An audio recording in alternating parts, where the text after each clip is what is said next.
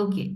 Good morning, good afternoon, good evening, and namaste to all those who've joined us for MidCat's WISER 2024 from different parts of the world. WISER stands for Women in Intel, Security, EHS, and Resilience, and I extend my warmest welcome to one and all present here. This is a forum for women empowerment that we have been promoting for over the past few years, and we've been very fortunate to have luminaries in the industry to speak at every year's event, and this year is no different. Thank you to all those who've taken out the time to be with us. I'm Vishaka Shrestha, Senior Analyst with the Predictive Risk Intelligence team at MidCat, and I'll be your host today. 8th of March, or International Women's Day, is around the corner, and this year's theme is Inspire Inclusion. So, to inspire inclusion means to celebrate diversity and empowerment. It calls for action to challenge stereotypes and create an environment where all women are valued and respected. Our distinguished panelist today serves as befitting examples of this ethos, having broken barriers and stereotypes to excel in the realm of intelligence and security.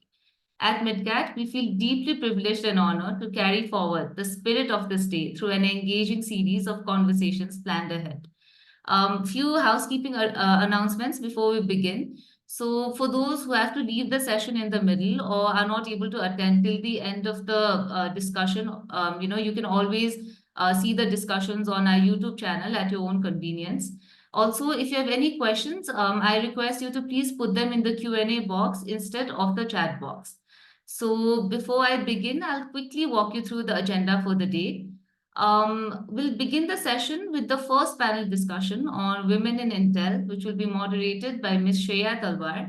A demonstration of Data Surfer, which is MidCat's AI-driven risk monitoring and analysis platform, will be conducted by Mr. Abhijit Gorde. Then we'll move on to the second panel discussion on women in security, moderated by Colonel Sushil Pradhan, which will be followed by a keynote address by Her Excellency Dana Humaid Al Marzouki, who is the Director General of International Affairs Bureau, Ministry of Interior of the United Arab Emirates. We will then proceed to the third panel discussion of the day on women in resilience, moderated by Ms. Aparna Guddar. The fourth and the last panel will be on women in leadership, which will be moderated by Ms. Preeti Dubey, who is the founder and CEO of Strive High Private Limited, Singapore. This will then be followed by the unveiling of MidCat's Women's Safety Handbook by Rohini Subramanian, who is the Head of Training and Center of Excellence in MidCat Advisory.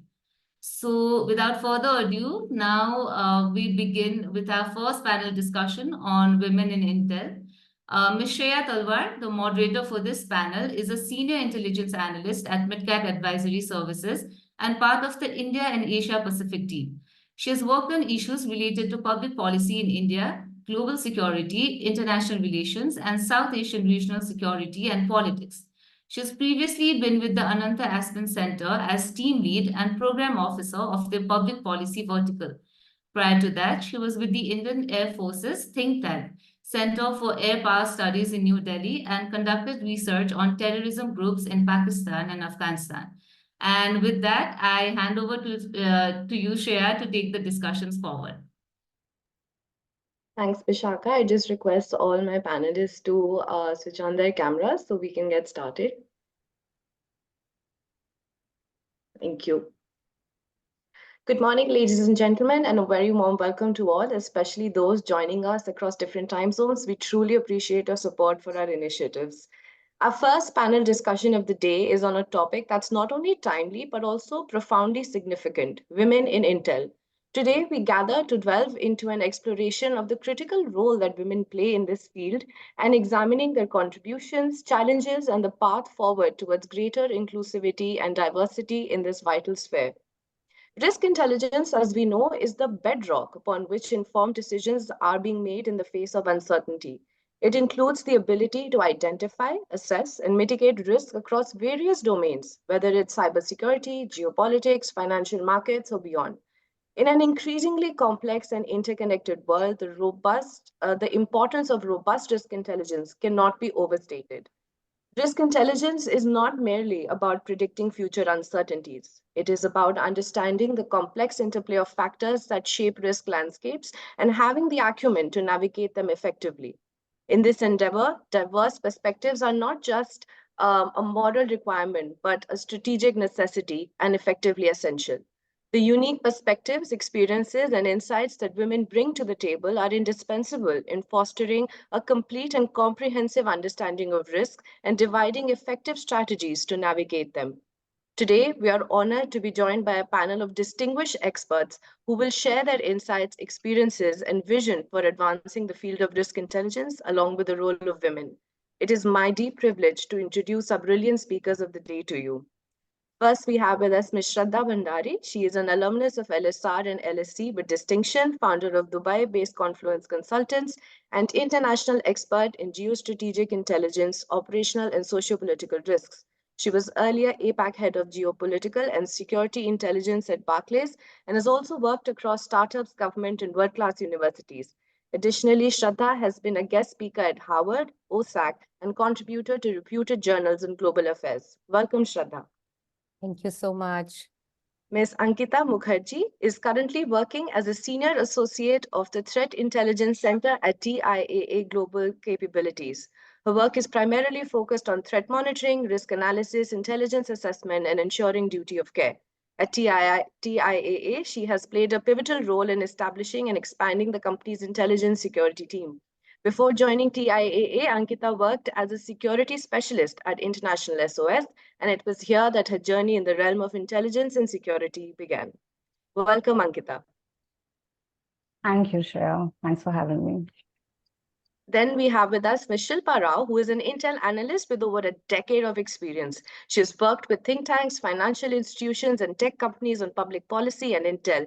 She is currently working with Sibylline and is based in Singapore. A very warm welcome, Shilpa. Shreya, thanks for having us. Then we have with us Ms. Samantha Leong, who's based in Singapore and has over 10 years of experience in the intelligence and security field. She currently leads the Global Physical Threat Intelligence and Geopolitics team at Deutsche Bank, where she also helms the Asia Pacific region. Prior to this, she spent several years as a regional and terrorism analyst in the Singapore Ministry of Defense. Samantha cares deeply about developing and promoting women in the field and has contributed to and benefited from several women-led membership opportunities in the past decade. She currently runs a mentorship program for junior analysts as part of the Analyst Roundtable, an APAC-based security intelligence network, and in which she's on the steerco. Welcome, Samantha. Thanks, Shreya. And last but definitely not very much the least, Ms. Ritika Roy. She holds 2 master's degrees in forensic science and clinical criminology. She currently manages the intelligence and travel risk management team as part of Cognizant's Joint Security Intelligence Center. Her 5+ years of expertise lie in corporate security intelligence and analytics, including geopolitics, terrorism, insider threats, and travel risk management. Ritika was the first woman to be hired on her team in 2018 and has since driven the team's diversity goals. The team has now 40% women, and almost every member of the team is an active member of Cognizant's Diversity and Inclusivity Council. Welcome, Ritika. To quickly explain the flow of session, I will be inviting each of my speakers for a quick round of opening remarks, just their take on the theme, followed by a specific Q&A session. We will try and take up questions from the audience post these 2 rounds, but I would encourage our speakers to keep answering the questions in the Q&A box as well. Finally, I would request all the speakers for a quick soundbite of 20 to 30 seconds and end with our closing remarks. But before I start, I do request everyone to please keep the time limit, or the moderator is very strict today. So, we have to keep our time. So thank you. I hope that happens. So without further ado, I invite Shraddha to please give her opening remarks. Thank you so much, Shreya. Yeah, the moderator will probably need to cut me. This is so close to my heart that I can go on and on and on. So I've been in this panel before. This was before an implosion of the word intelligence. The last 2 years, I think intelligence has been the most widely searched term in Google and Oxford Dictionary, of course, thanks to ChatGPT. I'm not sure if I'm any more intelligent now than I was when I came here 2 years back. I remember I had this shirt when I was young, which says the intelligence is chasing me, but till now I'm evading it. And that just seems to be the life right now with so many intelligence tools, technologies, ChatGPT, Soro, Gemini. And so it just seems like for risk intelligence analysts, as the tools increase, It becomes more and more imperative that we prioritize, that we are on top of things. But just to go back to three very basic questions, what is intelligence? What are the kind of intelligence? What are the kinds of intelligences floating around? And what do we use that intelligence for, right? So simply, I think Shreya alluded to it. Intelligence is the ability to gather information, to use your experiential learning to create knowledge and skills, and then apply to problem solving. Risk intelligence, I think Gartner coined this term in 1980, which essentially says that you apply your cognitive learning to identify risks, and then you communicate it to the right stakeholders at the right time, and most importantly, in the right language. I think we often tend to miss the right language, and that's where the risk analysis and implementation tend to get lost. The kinds of intelligence floating around. Human intelligence is something we're all very aware of, the traditional way of looking at things, secondary research, sample surveys, stakeholder analysis, etc. Technical intelligence, something that the MidCat platform is all about, that basically uses the intelligence of the machines and then a human layer. But now you have something called the autonomous intelligence, right? So your chat GPTs, right now, they still require that layer of human intelligence, but the way they're going is something that we'll have to keep a tab of. And what do we use that intelligence for? And I will probably come to this more in the discussion that we have. That becomes your horizon of opportunity, right? So your end users, how you present the kind of risks that you're constantly monitoring. So from security, BCM stakeholders, to your wealth managers, to your investment decisions, to your segment analysis, risk intelligence is the basic bedrock of everything. And I've seen this evolution in my career from a very tactical to a strategic to now implementation. And probably I'll discuss some of this when we have more detailed conversations. But these are some of the things that have evolved. And I'm so happy to see Shilpa. She's the one that I remember from my time at Barclays, but a lot of new ones as well. There was a study done at, I think, Stanford, which said that once women reach about 25% of a field or an organization, they fundamentally change its ethos. And I think that's what's happened in risk intelligence. I used to remember when we started, one woman, two women in an entire, room full of men. Now there are more women, there are more perspectives, there's more reaching out to each other. Again, I don't like gendered stereotypes of what men and women can do. But from a perspective of the women I know in this field, I think we've been very collaborative.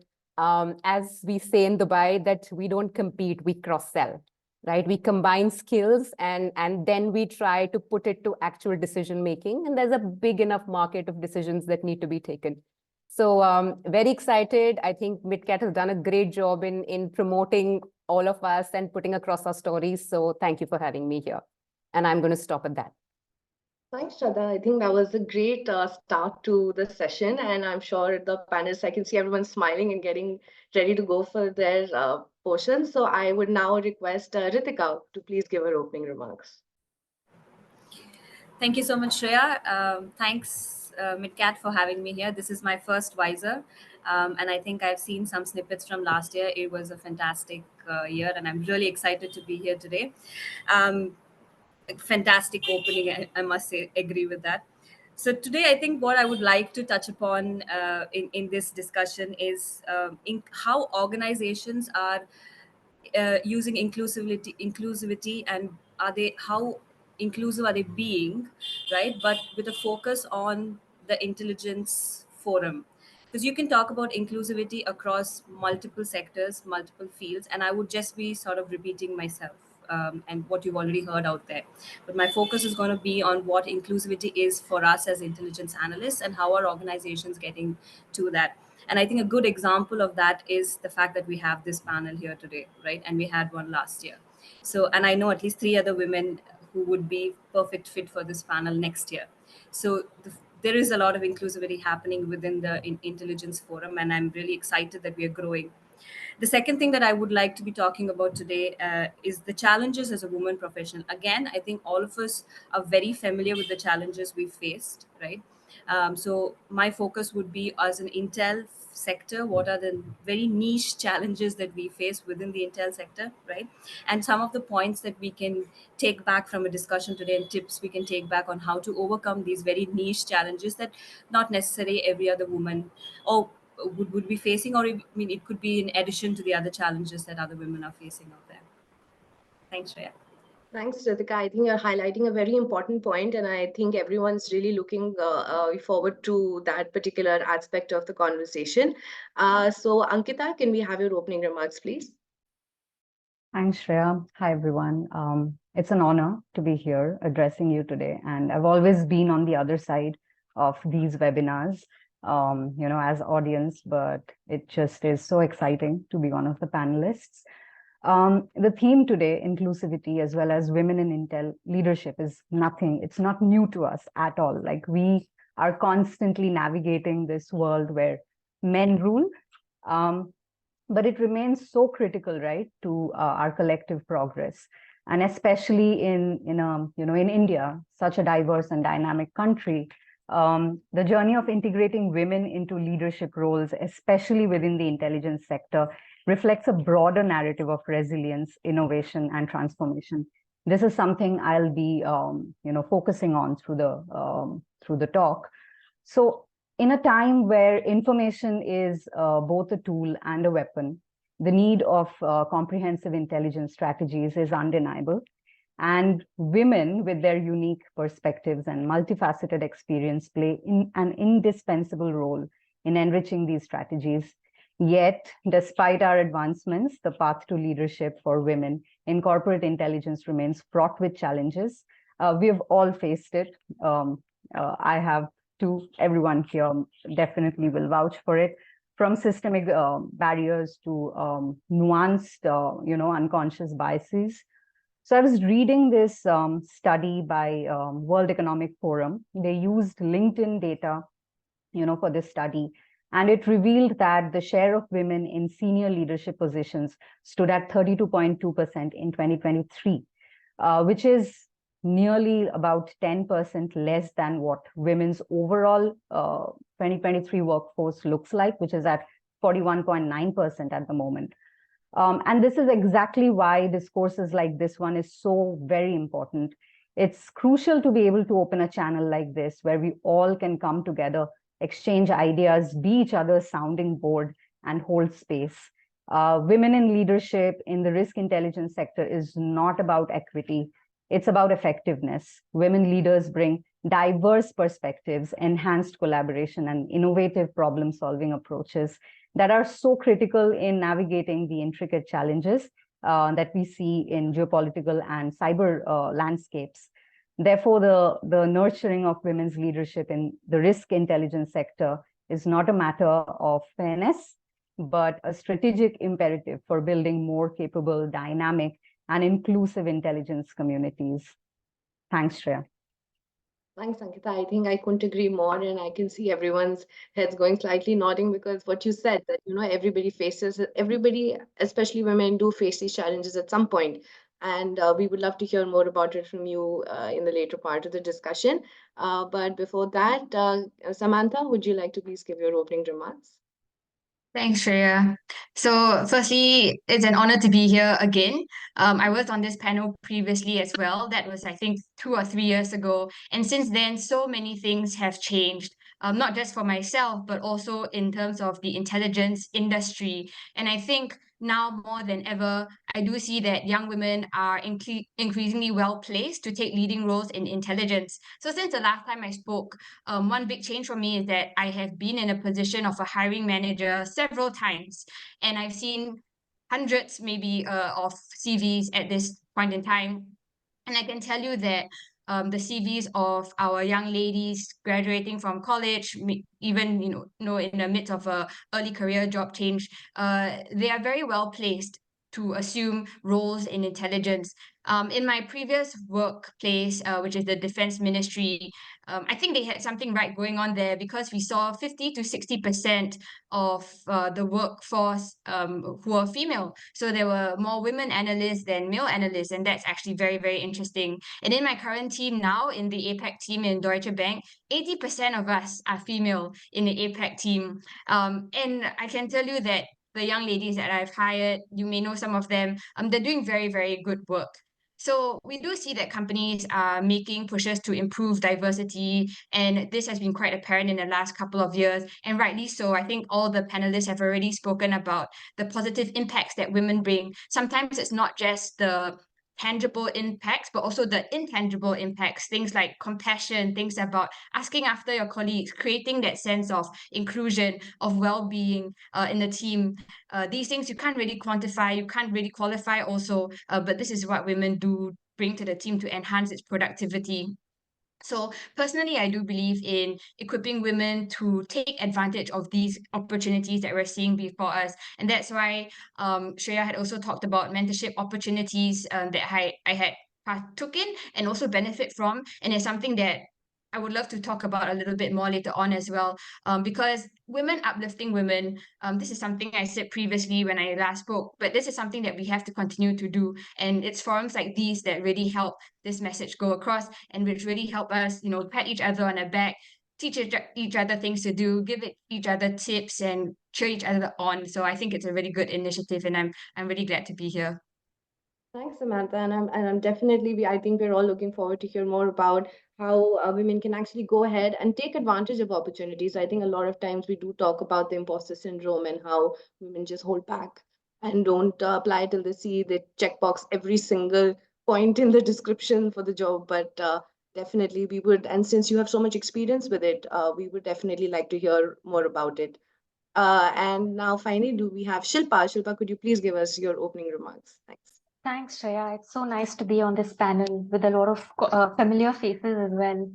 I think it's what you mentioned and a lot of the other panelists have mentioned earlier, but it's important to have these discussions often to touch base on the kind of challenges we face, our peers face, and the way like our sector is expanding, changing. I've been following the APAC region for several years, and it's very clear that the region is dynamic and it constantly needs one eye on it to really understand what's going on. Our work continues to rely on open source intelligence, human intelligence, imagery intelligence for very essential risk assessment and analyzing of emerging situations. We see how the wars and conflicts in very distant regions are impacting geopolitics in and around our region, and a lot of this has very direct impact on our businesses and how they operate, whether it is the safety of our employees or the assets in these countries. We're also seeing how changing politics, whether it's the rise of populist leaders, power vacuums, and their direct impact on our businesses. These also have implications on our policy making, travel, safety of our assets, property risk assessments, anticipating environmental protests that may be directed at our businesses, anticipating a rise in petty crime due to political upheaval or inflation, etc. So the very dynamic nature of the geopolitical space is exactly what's keeping our jobs relevant to a fault where there is the demand for accurate and timely information. And I think open source intel gathering is also contributing greatly with meeting this demand and with comprehending our evolving scenarios. So yeah, that's the kind of discussion that I'm looking forward to in this panel. Thanks, Shilpa. I think a very pertinent point. I think we do. I think a lot of corporates and companies are now opening up to understanding the importance of risk intelligence, and the market seems to be growing. And I will reach out to you more on that and elaborate on that. So thank you very much to all my panelists for their opening remarks. I think you've absolutely set the stage and made my life very easy. So I'm now going to just move on to the question and answer round, and I'll direct one specific question to each of you.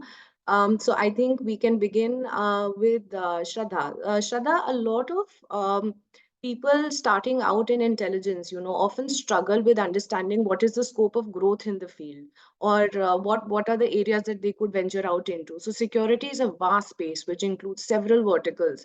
So could you throw some light on the various growth opportunities that exist, and what skills particularly young analysts should be looking forward to as they move ahead? Absolutely, Shreya. So first and foremost, do not restrict yourself to just security, just BCM, just crisis response.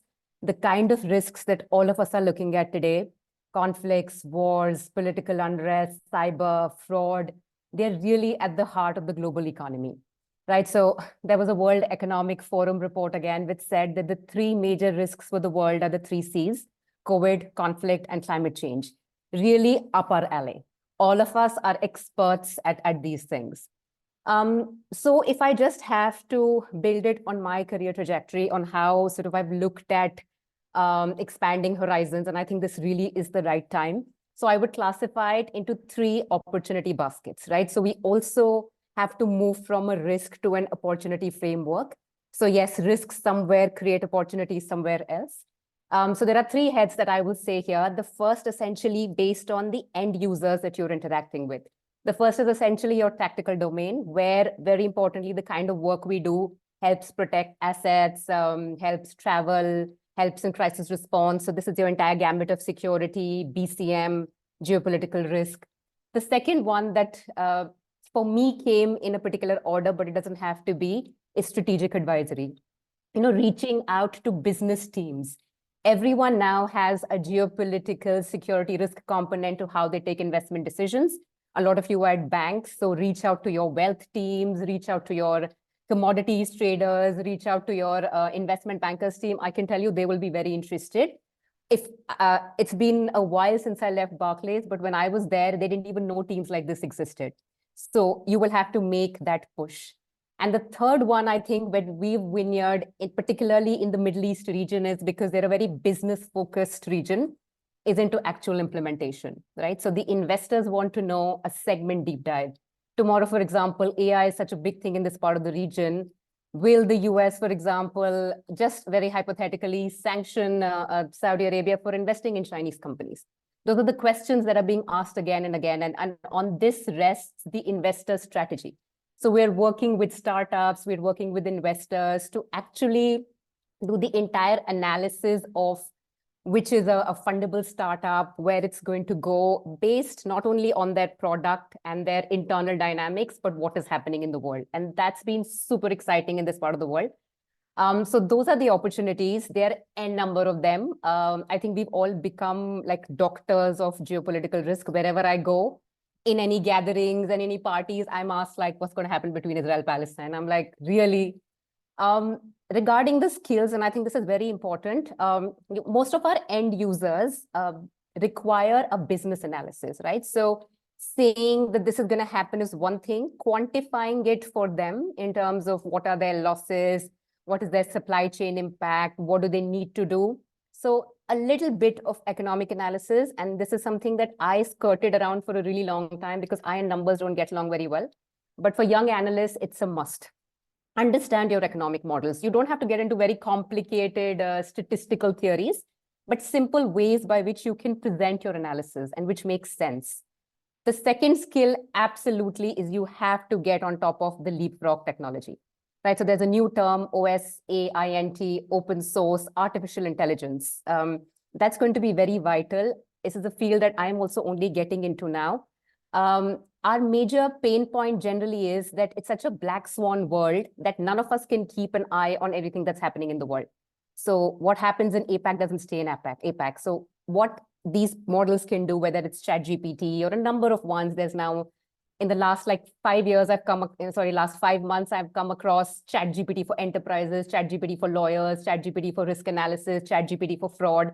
Be on top of these things. They help you get the unstructured data, process data in a really fast form, make early warning signs, hypotheses. Of course, there are risks. It still requires that human intelligence layer, but start training on some of these things. I'm happy to share some of the trainings that I've done. People may find it useful.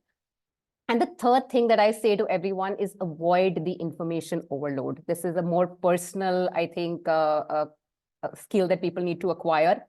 Reading. I used to do that all the time is not going to help. You have to stop at some point of time. We all have intuitive intelligence, which we don't give credit to. Also try, obviously for the business, you have to put out everything because they have to be prepared. It could be scenario 1, scenario 2, scenario 3. But what has worked is, taking some bit of stands of why you think something is going to happen and then backing it up with data and then saying this is how it's going to be done. So I would really encourage everyone to go beyond the risk intelligence field. You have all the armor that you require. You just need to start venturing out now to realize so many people want to hear you. But the way you present it, as I said at the time, the way you present it, and again, in that AI can help to make customized templates of how to present it to business, etc. And I'm happy to take it offline if anybody has any discussions on that. I think that's my time and I'm going to stop now. Thanks, Shraddha. I think you're really keeping your promise. So I'm really thankful for that. But what points? I think that was a lot of information, and I'm really glad even analysts like me are always looking out for information like this. So this is golden for people like us. So thank you so much for putting it out so simply. And I cannot emphasize how many important points have been raised in this particular response. Thank you so much. Now I think we can move on to Ankita. So Ankita, the question I have for you is that how does Intel actually help in building resilience and supporting other departments, especially in the time of crisis? Could you also probably give us an example from your own experience when Intel helped make better informed decisions by business leaders? I think this is something that will help our listeners a lot. Sure. First of all, apologies. There's a lot of background noise. I think construction in Mumbai keeps me awake at night and not the threat landscape. So to answer your question, Shreya, as a newly appointed senior associate at TIA, I've witnessed firsthand the transformative power of timely and actionable intel in supporting various departments and aiding in strategic decision making, especially in times of crisis. So Intel builds resilience and supports other departments. There is no doubt about that. And that could be done by proactively identifying emerging threats. That's the first and foremost point that I would be talking about.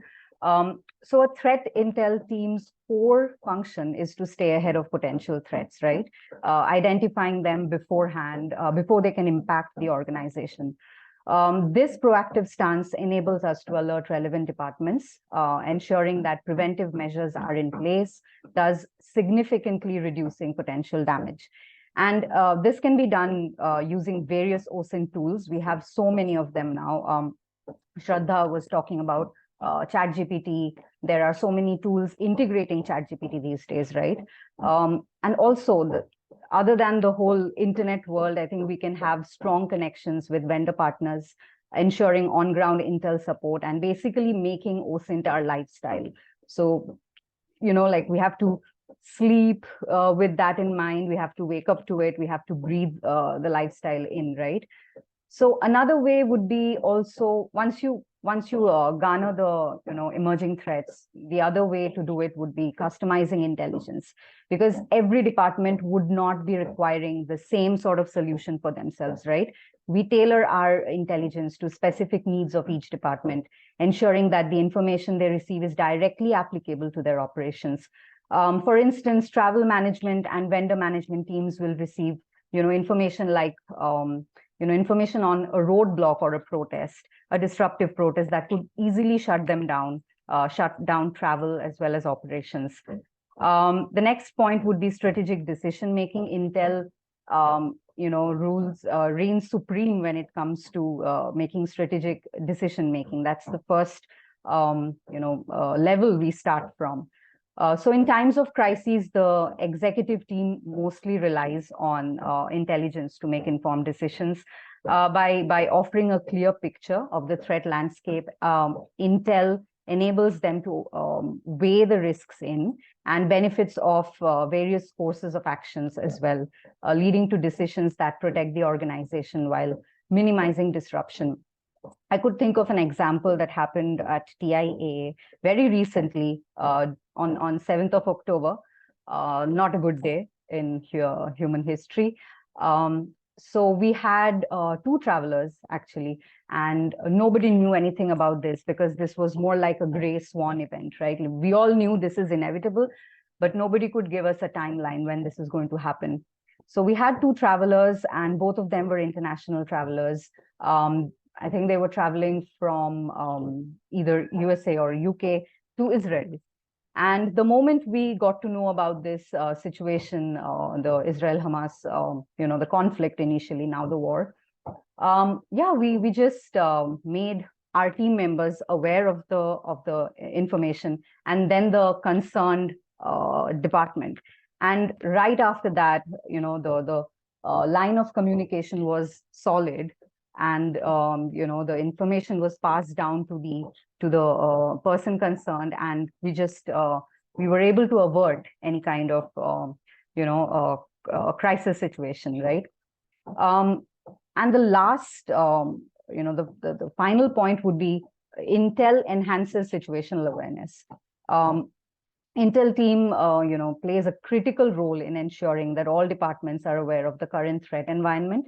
And this situational awareness is crucial, especially during a crisis, as it allows team to adjust their strategies in real time. With this, I come to the end of my answer. I'll be happy to take up more because I think I can go on and on about it. Because like I mentioned, this is a lifestyle and we just cannot stop blabbering when it comes to intelligence, right? Over to you, Shreya. Thank you so much, Ankita. I think what you really brought out was the importance of risk intelligence, which can actually, to the end of the day, even save lives, because we end up, we are such a complicated space now that how things may turn out. So lifestyle is a great word. And I think that's something I'm going to take away from what you just said. Shilpa, very quickly, could you elaborate on the probable reason for the increase in demand for risk intelligence, and what are some of the trends that you're seeing in the field that's growing at this time? I think that would really add on to what Ankita just mentioned. Yeah, I think that was a great segue into what I was looking to talk about. I think just like you had mentioned earlier, Shreya, the demand for risk intelligence has definitely increased. More so because of the crucial role that it is playing with helping organizations anticipate, plan for, and respond to a very wide array of risks. And I think there are at least five contributing factors to its growth. There's comprehensive risk management, where you have risk intelligence that directly helps organizations navigate the modern risk landscape through recognizing various threats like security risk or environmental issues or cyber threats. The second would be a competitive advantage. Having a high risk intelligence is a significant competitive advantage, which allows businesses to continue operating where competitors may face disruptions.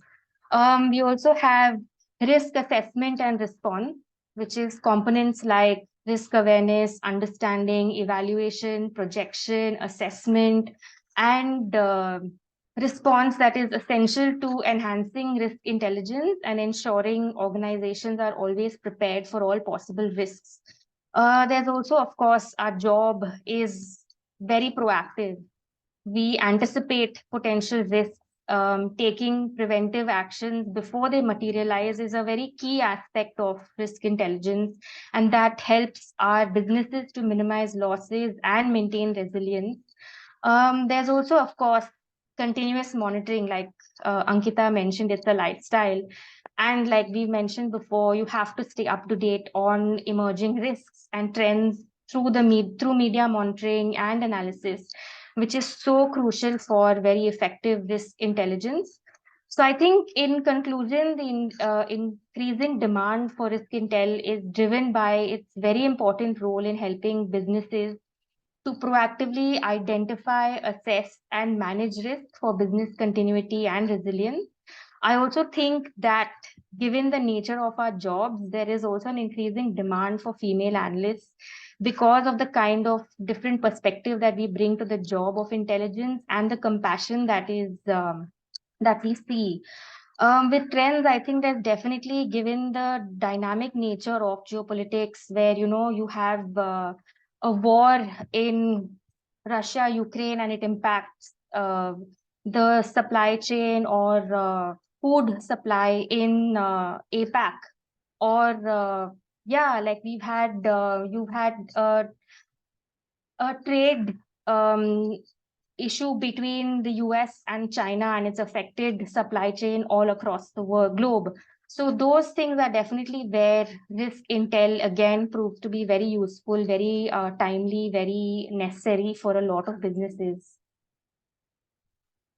Thanks, Shilpa. I think my takeaway from what you've just said is that it's response and reaction, it's competitive advantage, and definitely proactive. And those are really the cornerstones of what risk intel is about. So coming to Samantha. Samantha, I know I would also like to know a lot from you about the mentorship program that you're running. But before that, could you just highlight some of the common challenges that Intel analysts generally face while they're gathering intel? And does actually having vendors help in this regard? And how do you suggest this collaboration can be improved? Sure, Shreya.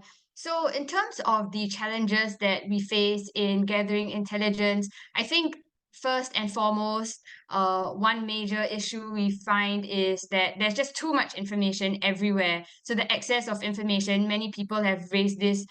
There's just too much noise nowadays. Everybody can say something and put it on the internet. It's getting harder and harder to find what is actual facts, what is objective facts, what are corroborated facts. So this is a huge challenge that we're facing nowadays. And it's not just a plethora of information on the open media.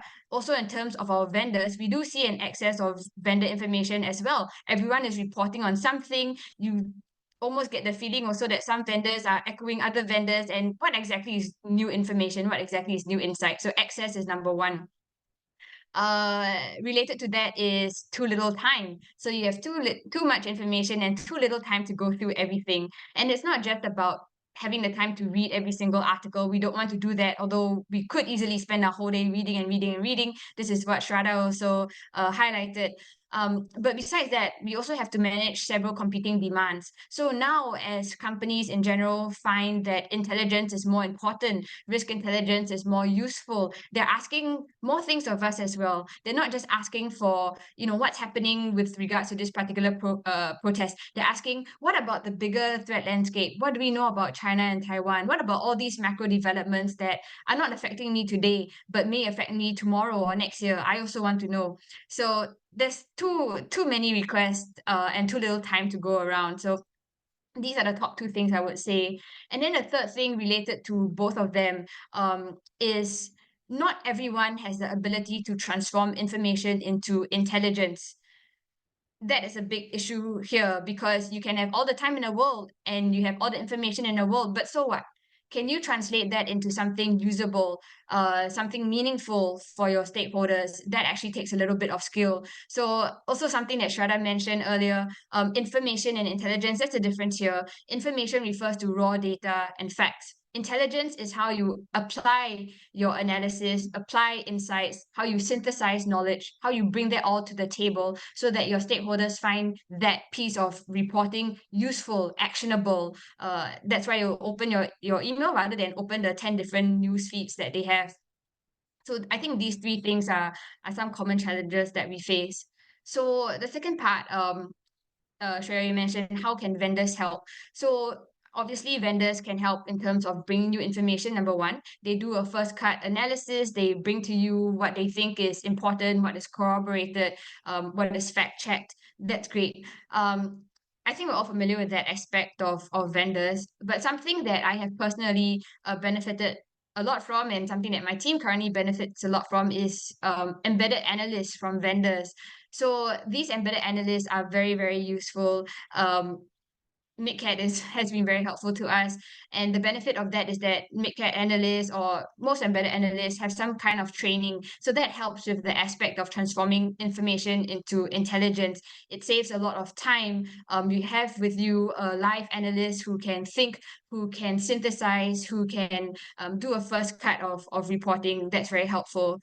And since we're on a women related forum, I think then it's meaningful to say that when it comes to embedded analysts, I do find that our young female analysts are very, very crucial and very, very helpful to the team. Why I say this is because many of them, many of you all actually, come with the perfect background for what we need in a team. You have the right academic training, you have the international relations background, you have knowledge in history, geopolitics, politics, sociology, all these soft skills, all these general knowledge, all this contextual awareness is very important to hit the ground running. So I think that's something that I appreciate, because a lot of times we see our male colleagues, maybe by personal choice, but they're more geared towards the very technical aspects of intelligence or security. And we see a lot of them, when they do threat intelligence, they're not doing geopolitics, they're doing IT, info security, cyber security, and things like that. Also helpful for the team, but in terms of your geopolitical risk intelligence, we see the ladies having a little bit more of a relevant background here. So besides having a relevant background for embedded analysts, I think what is appreciated also in these analysts is the ability to listen and to learn, and the ability also to think laterally. So every embedded analyst can have information, but how do you transform that into something that is useful for that company, that team? That one you have to learn on the job. So be open-minded, be able to listen, be able to think for the team. I think those are very important qualities. And a third thing also that the embedded analysts need to learn is the ability to manage stakeholders. So again, we see a little bit here that our young ladies have a little bit of an edge, actually, to be honest, because many of our young ladies, they are very well spoken, they're very articulate, and they're a bit softer in the approach of handling stakeholders, juggling demands. We're all very used to multitasking, and I think that puts us in very good stead to manage relations well with our stakeholders. So how can this collaboration be further improved? I think the only thing I want to highlight here is the need for communication. So communication is actually the bedrock of everything. What we need to do is to increase collaboration, increase communication with the embedded analyst and the wider team, but also between the vendor and your client. I think it's good to understand what the client needs and what the vendor can also provide. So there's no mismatch of understanding, there's no mismatch of expectations, and then you can easily meet each other's demands. So that communication, that sense of being able to prioritize, being able to understand, being able to manage expectations, I think that those are very key. Shreya, you mentioned the mentorship programs as well. I'm so So sorry.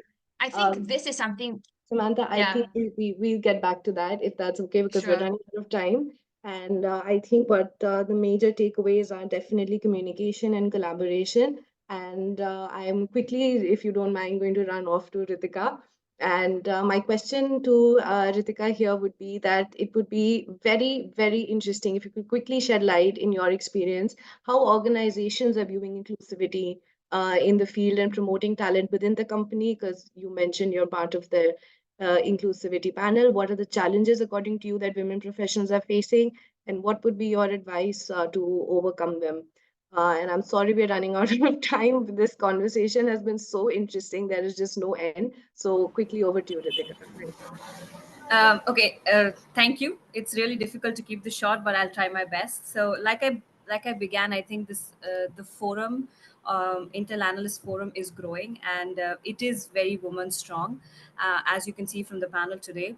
And almost, and I was through as people were speaking, I was trying to go back and see, look through my or recollect my contacts, and almost every Intel analyst that I know is a woman, right? So I think I can't really explain as to why that is, but I think my sense is that it's also because this is one of the fields which is not restrictive to the kind of background we want when we hire Intel analysts, right? We are not saying we want only someone with a degree in C++ and a degree in coding and someone who needs to be this specific and someone who needs that skill, right? We are open to taking people from international relations, from forensic science, from criminology, from someone with terrorism and security backgrounds, right? Ex-servicemen, students who are fresh out of college. You could be from communications background, you could be an English literature major with an interest in that. So you see, with the fact that we are able to absorb talent from these varied industries is what is actually adding to the fact that we can be so inclusive, and we are moving to a very inclusive sector, if I may put it so. I think I'll move on to the next question in the interest of time. I could delve more on that, but some of the challenges we face as women within Intel, apart from the usual work-life balance, which I think men, women, and all kinds, we are struggling with work-life balance today. Um, Intel today is a field which is so niche and very often is nestled within corporate security as a much larger umbrella, right? And we all know that corporate security from the get-go has been a very male-dominated field, right? So what is happening to try and find your space within that male-dominated corporate security field as that one single Intel leader is getting very difficult. So I think the solution here is the problem rather is a limited growth opportunity, because we are under this massive corporate security umbrella which is dominated by male, right? We are shining, all of us are leaders in our own way, but I think that's one of the biggest problems that we are having. Lack of mentors, I think that's one of the biggest problems within our fraternity. I think each of us are very capable of being a mentor, and we should continue being mentors. I am lucky to say that my mentor within this field was John Paul Manikam, and he's been a fantastic mentor to me, and I think I should a lot of what who I am today I owe to him. Be a mentor, find a mentor, and I think you'll grow within this field a lot. Advice to overcome: skill up. There are a lot of opportunities out there as someone who's interested. Skill up. Don't stop learning, because you could there's a lot to learn. You could find your niche area, whether that's open source intelligence, whether that is geopolitics, whether that is cyber intelligence. You can find your foothold there, but find it and stay put, and be open to experiences, because I came from a forensic science and criminology background, and I had no clue about what corporate security or intelligence was, right? I took that risk. I saw this job opening and I said, what's there to lose, right? What's there to lose? So I picked up the phone and I spoke to John, and I haven't looked back since. Okay, because it has been a great journey. I realized that I don't have to stick to my degree. I can take it on a tangent, and I can find something that I really love, which would also relate back. I think finally, do not underestimate your skills. Imposter syndrome, I think we're all very familiar. As women, we would apply for a job only, like I think Shreya said at the beginning, if we ticked 99 boxes out of 100, and if we didn't tick that one box, we'd say, oh my god, I'm not. Men, on the other hand, if they ticked even 3 boxes, they'd be applying for a job, right? So do not underestimate your skill sets. Go for it. There's nothing to lose. Send your resume out there. Find your mentors. Speak up. Network. I think be a part of forums like these. Find us on LinkedIn. Connect with all of us on LinkedIn. We are happy to help you out. Past the time, I'm going to stop here, but thank you so much, everyone. Ritika, I know that was short, and that's my apologies. I got a little greedy with having all of you here. There's just no end to what you all know, and that's totally on me for the time overshooting. But Ritika, the way you summarized some of such important points so quickly, that's network, go for it, and find a mentor. Absolutely well said. And I think those are the golden principles for any young analyst or anybody who's looking to upskill. So and not a lot of time for me to summarize. There were so many brilliant points made, whether it was, sort of cross-selling and combining skills, or it was about how women bring an intangible component as well to the floor, from upskilling and not stopping, to how risk is actually saving lives, risk intelligence is saving lives. Thank you all so very much, Ritika, Shilpa, Samantha, Ankita, Shraddha. It was a pleasure to have you. And if you could just keep looking at the question Q&A box, I think it's been flooding since you guys started talking. That would be great. And thank you so much. And Vishaka, over to you. And I'm so sorry. Well, that's completely all right, Shreya. Even like the sessions are so engaging that, it was quite a delight for myself as well. Okay. So, anyways, thank you so much to all the panelists for such an insightful session. And it was seriously a wonderful start with the kind of conversations that we're looking forward to. We now come to the demonstration of MidCat's in-house artificial intelligence-driven risk monitoring and analysis platform, Data Surfer. So this demonstration will be done by Mr. Abhijit Gorde, who is the product manager at MidCat and looks after creating different information services product to suit the client's need and ensure smooth business operation. He has done BE Mechanical from University of Pune and has a master's degree in international relations from London School of Economics. Over to you, Abhijit. Thank you, Vishakha. I hope I'm audible. Hello, everyone. My name is Abhijit. I'm the plot manager, and it is seriously. I don't mean to flatter you, but this is the third panel or third session that we are holding right now, and this is the by far the most interesting one I have heard so far, and the energy levels are really great. So. And first of all, I heard so many times male-dominated corporate security. So now I can tell this is the first time I can definitely tell how does it feel to be on the other side of the fence. Um, so I'm just sharing my screen. Just let me know when my screen is visible.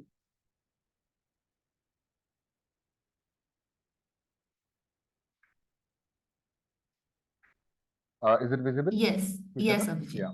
Okay. So hello everyone again. So I'm thrilled to introduce you to our in-house critical event monitoring and risk intelligence tool. We are calling it Data Surfer. It is an AI-driven tool and integrating the human intelligence to finally provide the risk intelligence. So what is the reason why we developed this? Right now we are living in the uncertain times. The threat landscape is ever evolving, and we want to be there to help security experts and intelligence experts to navigate these complex business environment, foresee potential changes for potential challenges, and they should be able to provide the insights beyond the immediate horizons to the business leaders. So the objective is fairly simple. We want to help businesses in preempting when their organization is at risk due to the external critical events. We also provide the top level recommendations to mitigate those risk events and then the build resilience for the future. So it is the tool which is integrating the artificial intelligence with human intelligence. There are over 20,000 sources the AI tool scrapes over to collect and identify the risk events. And then the alerts and advisories are tailored made by human analysts to, empower the security leaders to understand the local, global events and incidents. So these are our 12 risk categories under which we function. So what we offer are the four critical functions. First one is the critical event monitoring where we provide the risk alerts. Second one is a human intensive. We have 30 plus analysts who are working as a subject matter experts. So they provide the operational risk reports and advisories. And the third one is the data analytics. Now that we have 5+ years of curated risk data, it can be used to do the trend analysis for any particular region or a particular asset location. And the fourth one, of course, the USP remains our team of analysts, which is working around the clock whenever in need in case of any emergency or ad hoc request. You can always reach out to our team of analysts. The process during the panel discussion, I found that it is important that the intelligence reaches there is too little time and there is excess information. So how do we tackle this? Okay, so for that we have created a curation pipeline.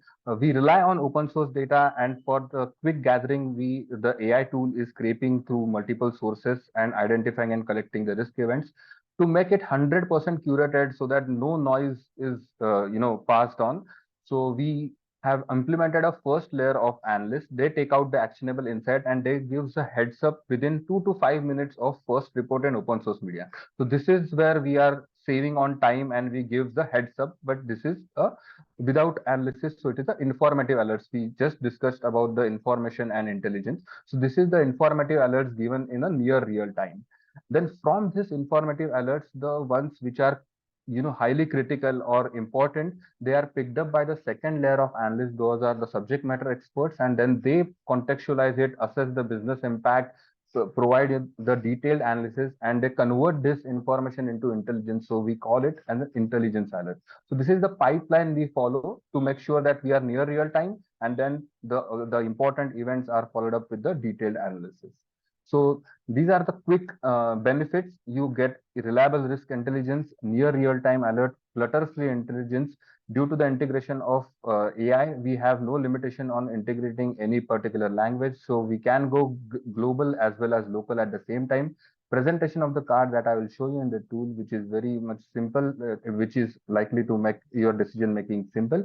And then the final tailor-made alerts and advisories prepared by subject matter experts to help you manage the crisis with confidence. How you can integrate? We have our own web application, mobile app. If you have your own platform, we also provide the data through APIs, and email and WhatsApp remains our fastest way of communication. Now I'll take you to the actual tool where I'll give you the demo of different features. So yeah, as I said, the first one is critical event monitoring, encompassing live, forecast, and historical monitoring. This is to assist you with so that you can stay abreast on the current events, the upcoming events, and it can also conduct a trend analysis using the access to historical data. So in critical event monitoring, basically the what we have is a map view where we take lat and long from you guys, and we map your assets. So where all the events will be populated across the region of your subscription. The to make it easy, or to make the monitoring easy, we have created a 3 dedicated screen geographical monitoring, which gives you access to all the risk events from that particular geography.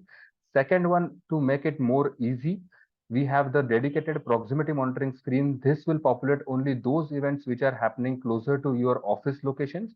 And the third one is a watch list monitoring screen. It is a completely customizable screen meant to monitor the active events which are continuously evolving. So any particular event which you feel that is highly important, there is a dedicated screen where you can add that event and monitor the situational developments for that particular event.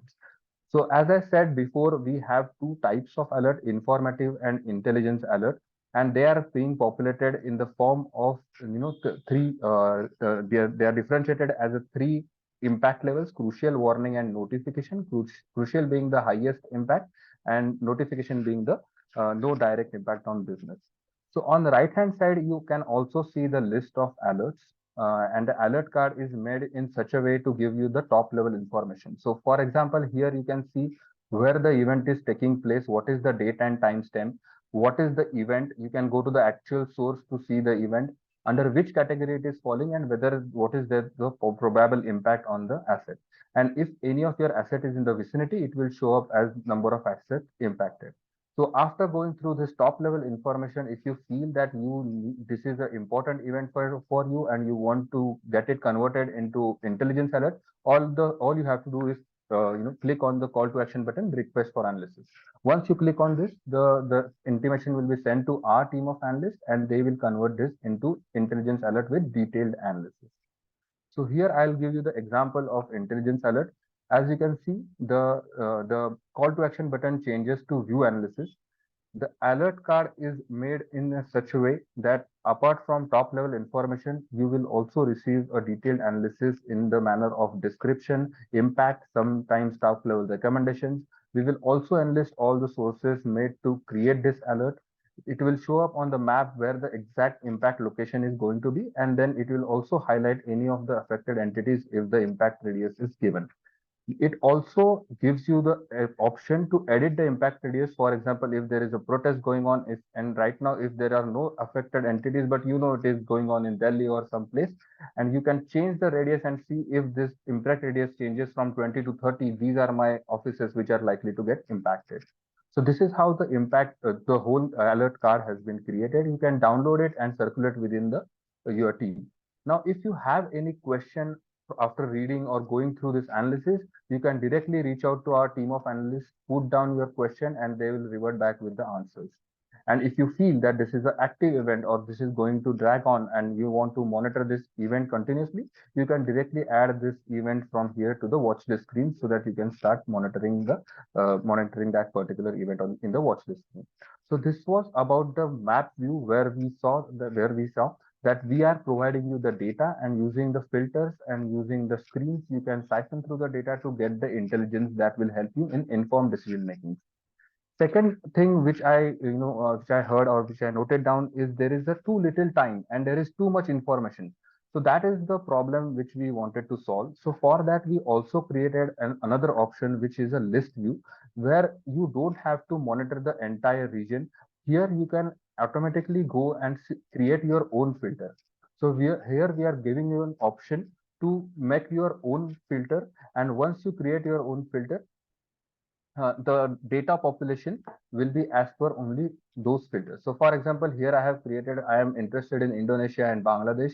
I have many operations in Bangladesh, so I need every information from Bangladesh. But for Indonesia, I need only crucial and warning.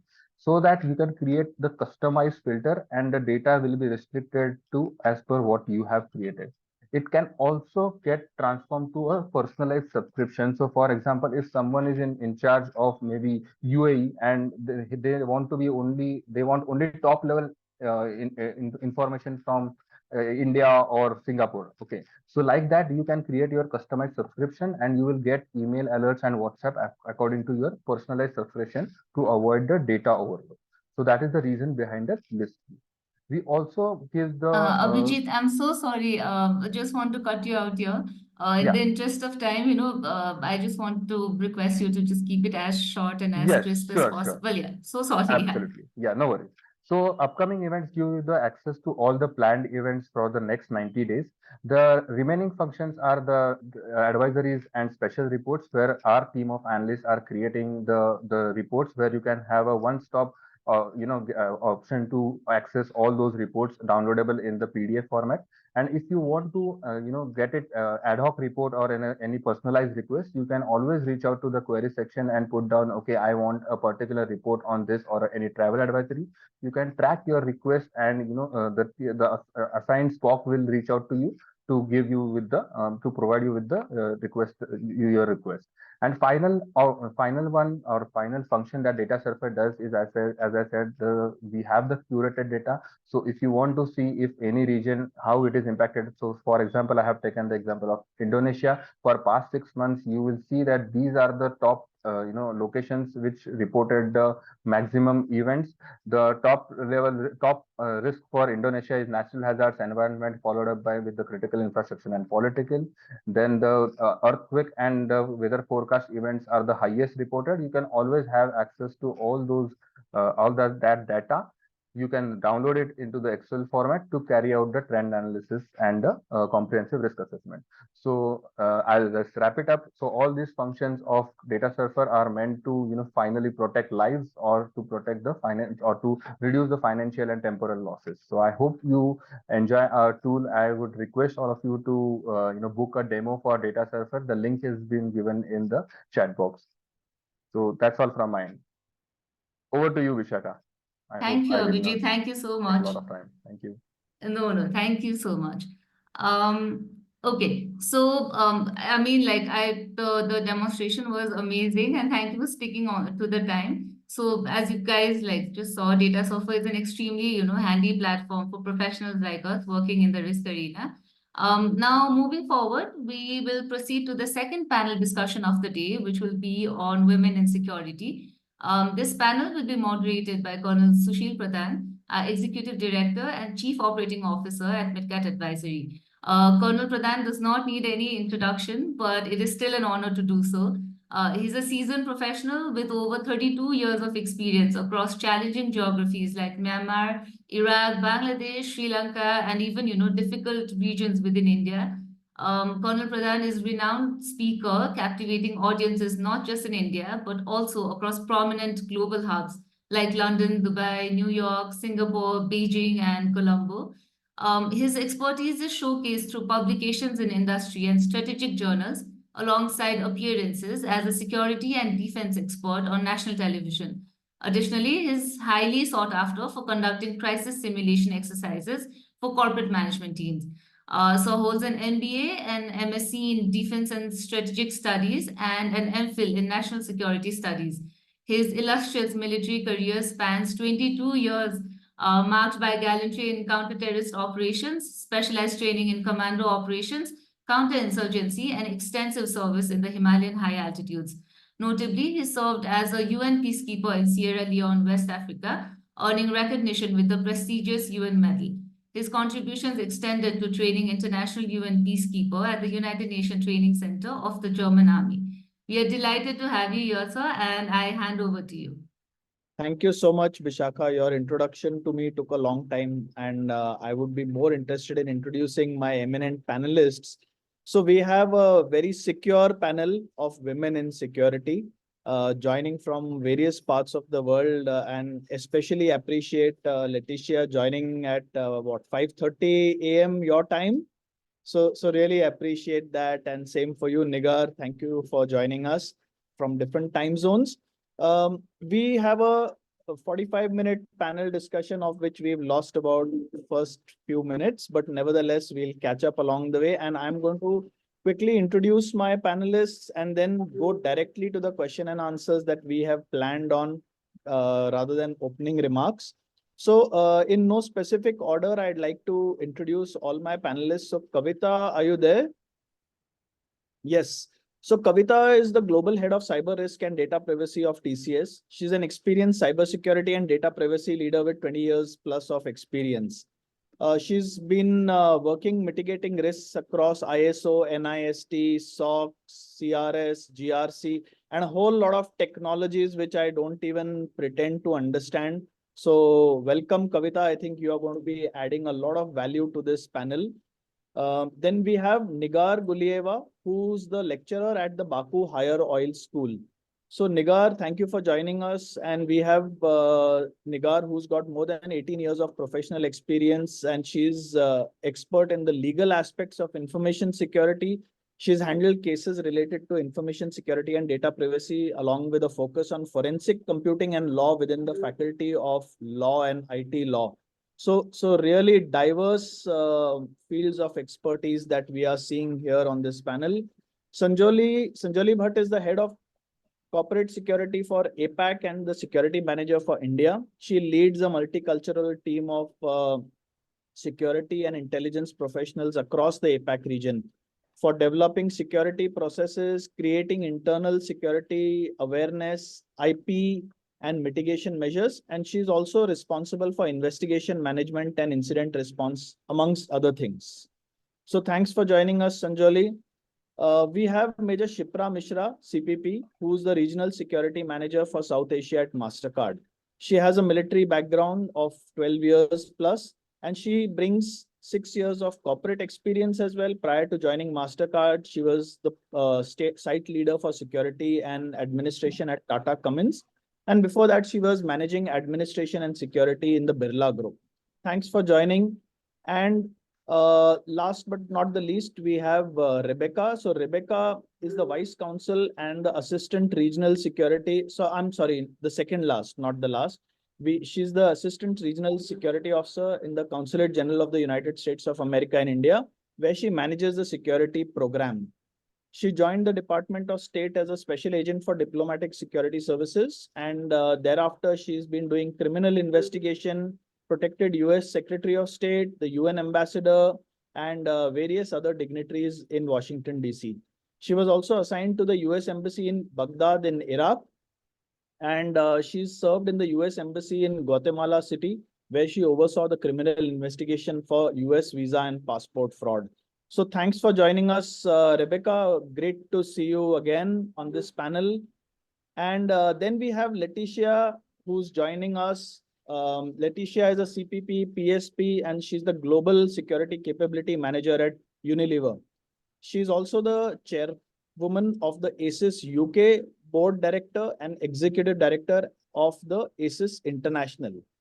She's been active in security since 2001. She handles security design, security technology, security implementation, and she's also been in Tesla, Amazon, and Lloyd's Banking Group. She's got a background in global security, so that gives her great experience. And in addition, her son is a qualified FA football coach, aerobics instructor, decent golfer and runner. And her brother is currently the assistant coach to the USA women's soccer national team. Wow, that's something I didn't know that, Letitia, when I met you last in London. Thank you so much. I would have quizzed you a lot about soccer at that time had I been so. And we have our seventh panelist is Vagisha. She's the head of corporate security and incident management for APAC at LinkedIn. She's an expert in risk management, handling business, politics, macroeconomics. And before that, she was with Pinkerton, Bauer Group Asia, BBC Monitoring, and TAC Economics. And beyond her professional endeavors, she also identifies as a spiritual individual, resonating with her interconnected aspects of compassion, humanity, love, and integrity through the lens of quantum entanglement.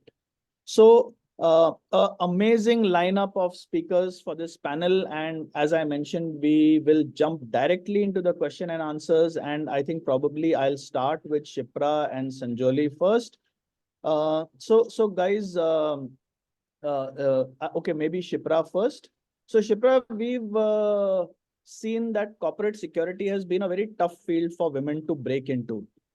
Do you think there was high resistance initially, or do you think the men in the industry went out of their way at times to be supportive? Do you think there is genuine acceptance now, or is there still an undercurrent of reluctance? And that's a very interesting question, sir.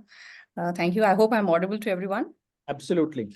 Sir, it's not just corporate security. In fact, for women to have this substantial presence felt in different professional fields during different eras and geographies has been gradual, but definitely vital and consistent. And as per my research, sir, yes, there was certainly a resistance initially for women to break into the field of corporate security.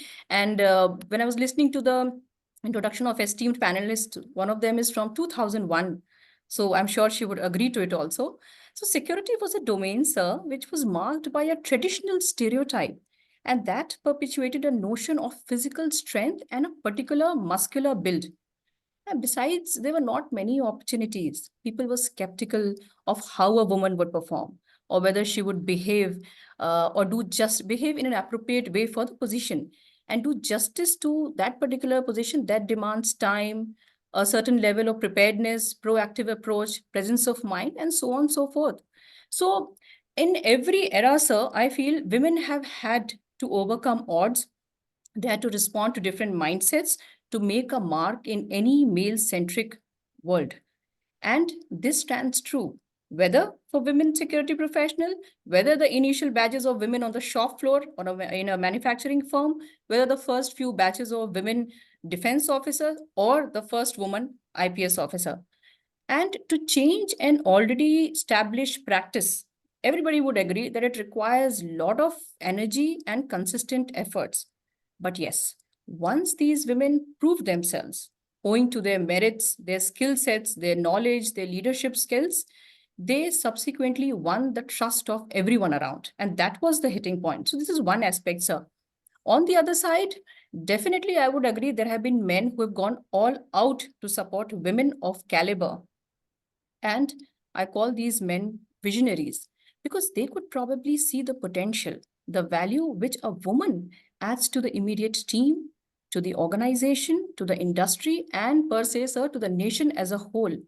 And this definitely fostered cultural changes, bringing more acceptance of women in so-called difficult fields, I would say.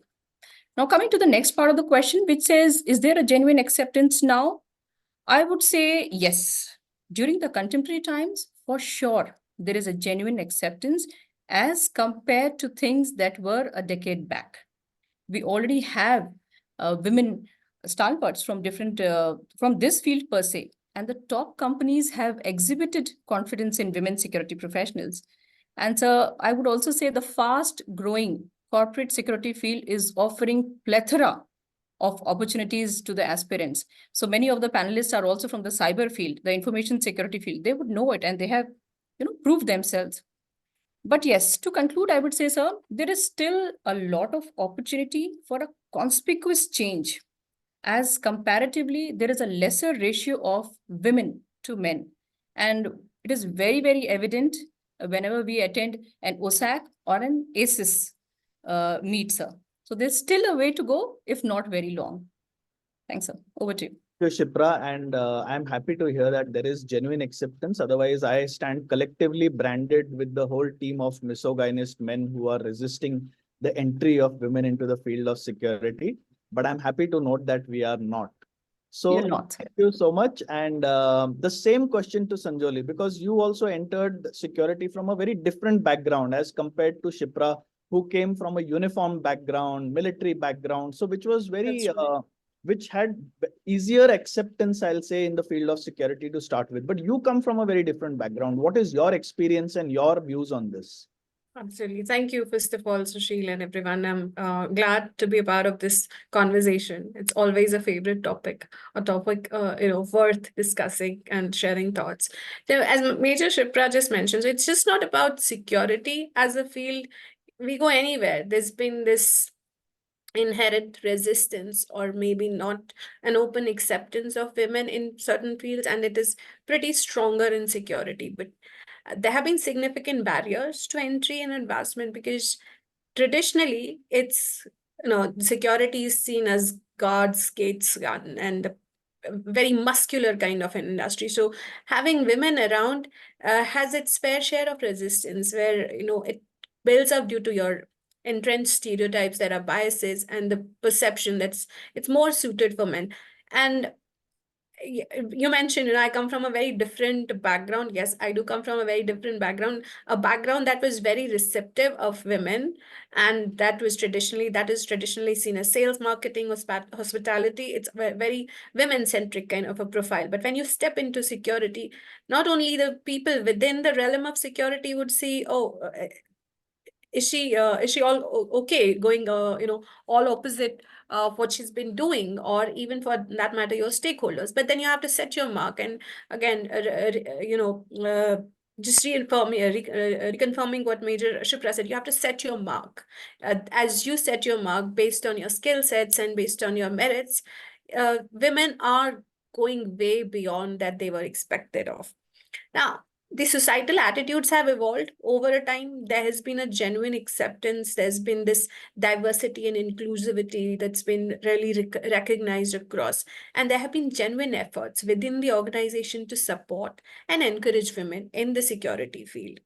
In fact, over my career into security, more than 7 years, I've had allies. Major Shipra called them visionaries. I would call men allies, women allies, who have been really supportive and being seen the value that a woman, irrespective, men or women, irrespective of the gender, the value that you could bring, the different perspectives that you could bring to the security field. And I'm sure this bias still exists somewhere, depends where the industry is. But genuine acceptance, in my view, is a continuous process.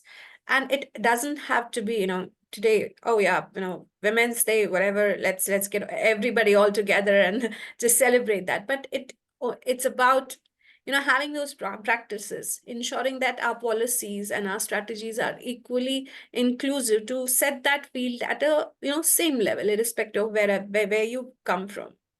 And it again depends. It depends from an organization to organization. It depends from the region. It depends in a country. In a country like India, it could be seen differently. In a country down west, it could be seen differently. So progress has to evolve. It has to be an ongoing process with dialogues, policy changes, and active promotion of inclusive practices that make it easy. I wouldn't say easier. Easier is not what women are asking for. We're asking for equality, just equal. There could be places where muscular efforts would be more, but there are places where it's just about brains. We have seen that evolving so much into the security field with technology coming in. I think that's what we are that is what this whole debate or the dialogue is about. So yes, it's a process in my view. Conclusion would be there's a process, and this should continue, not just stop at one point or one dialogue. Thank you. And I think by the progress that I have seen in the years that I have known you, you've really grown from a small regional role to a national role to a APAC-wide role. And I think all of us in the industry are so proud of you. So thank you, Sanjoli, for Thank you. giving us those insights. Kavita, I know you come from a background of cybersecurity and highly technology-oriented risks, but somewhere this has to converge with physical security. And you must have experienced in the field, your colleagues in the field of physical security, safety. There is an increasing representation. But what do you see? Is this completely competence-driven, or is this being driven by some agenda of having diversity in the fields, or organizations feel that they need to be more equitable? What's your view on this? Okay, thanks, Sushil, and thank you for giving me this opportunity. And as my co-panelists and everyone says, it's an interesting topic. And throughout, across the globe, everybody is talking about women empowerment and how to encourage women to get into the security field. So if you just take a decade or 2 decades back, women, had this mindset or perceptions, in the culture that they are only prone to study either engineering or doctor, just get married and settle down, and that is life, and that's a women's life cycle. They become a mother, and that's the small circle that they have to live. But bringing in the change, which is growing day by day, is definitely is it's really have to be appreciated, and changing women's mindset and how strong they are, and how they are a valuable asset to the company. The changes and the empowerment that is given by the organizations are well appreciated. They and by encouraging, there should be a person who's at the back end to encourage a woman and bring her out of that closed circle. And I definitely say that men play a very major role there. And more than women encouraging women, I see men encouraging women more in this security space. I definitely see that, and they have also shared their insight, their experience, and how much it is not the physical strength that is important, but your potential, your intelligence with healthy culture. And I would definitely say women have achieved remarkable success and overcome significant challenges in the role that they are taking up, be it in physical security or be it in information security. Any field that they take up, they are very sure that how intelligent they are to manage the risks that is evolving day by day. Women in the tech industries, specifically in the physical security group, they are slowly changing the mindset that they have been underrepresented, and they are not coming into the how potential they are to manage or to handle physical security as well. And the one thing that majority of the leadership positions, I mean, it's growing, slowly changing, but till date, it has always been men who's, managing the leadership positions. Empowering women to work in this physical security is definitely going to be a significant economic and social benefits to the organization. And they are realizing that, and organizations are encouraging women to grow in all the areas in security. And to conclude that, I would definitely say STEM is a stand for, the nutshell that I can define a woman, where she can excel in each and every platform or the field that she chooses. STEM stands for security, technology, engineering, and managing levels. She is definitely potential, and I'm sure women are growing day by day, and the barriers are getting, closed, and they are growing.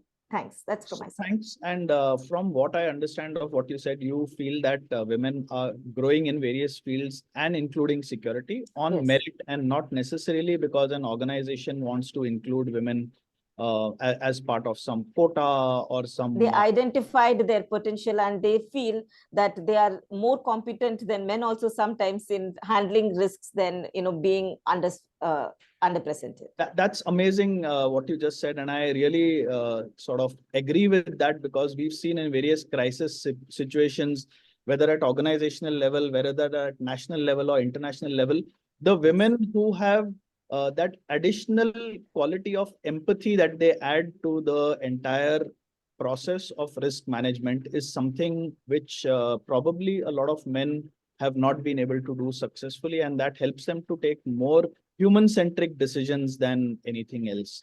So thank you for bringing that out. Rebecca, you've been in the field of security and diplomacy for a very, very long time.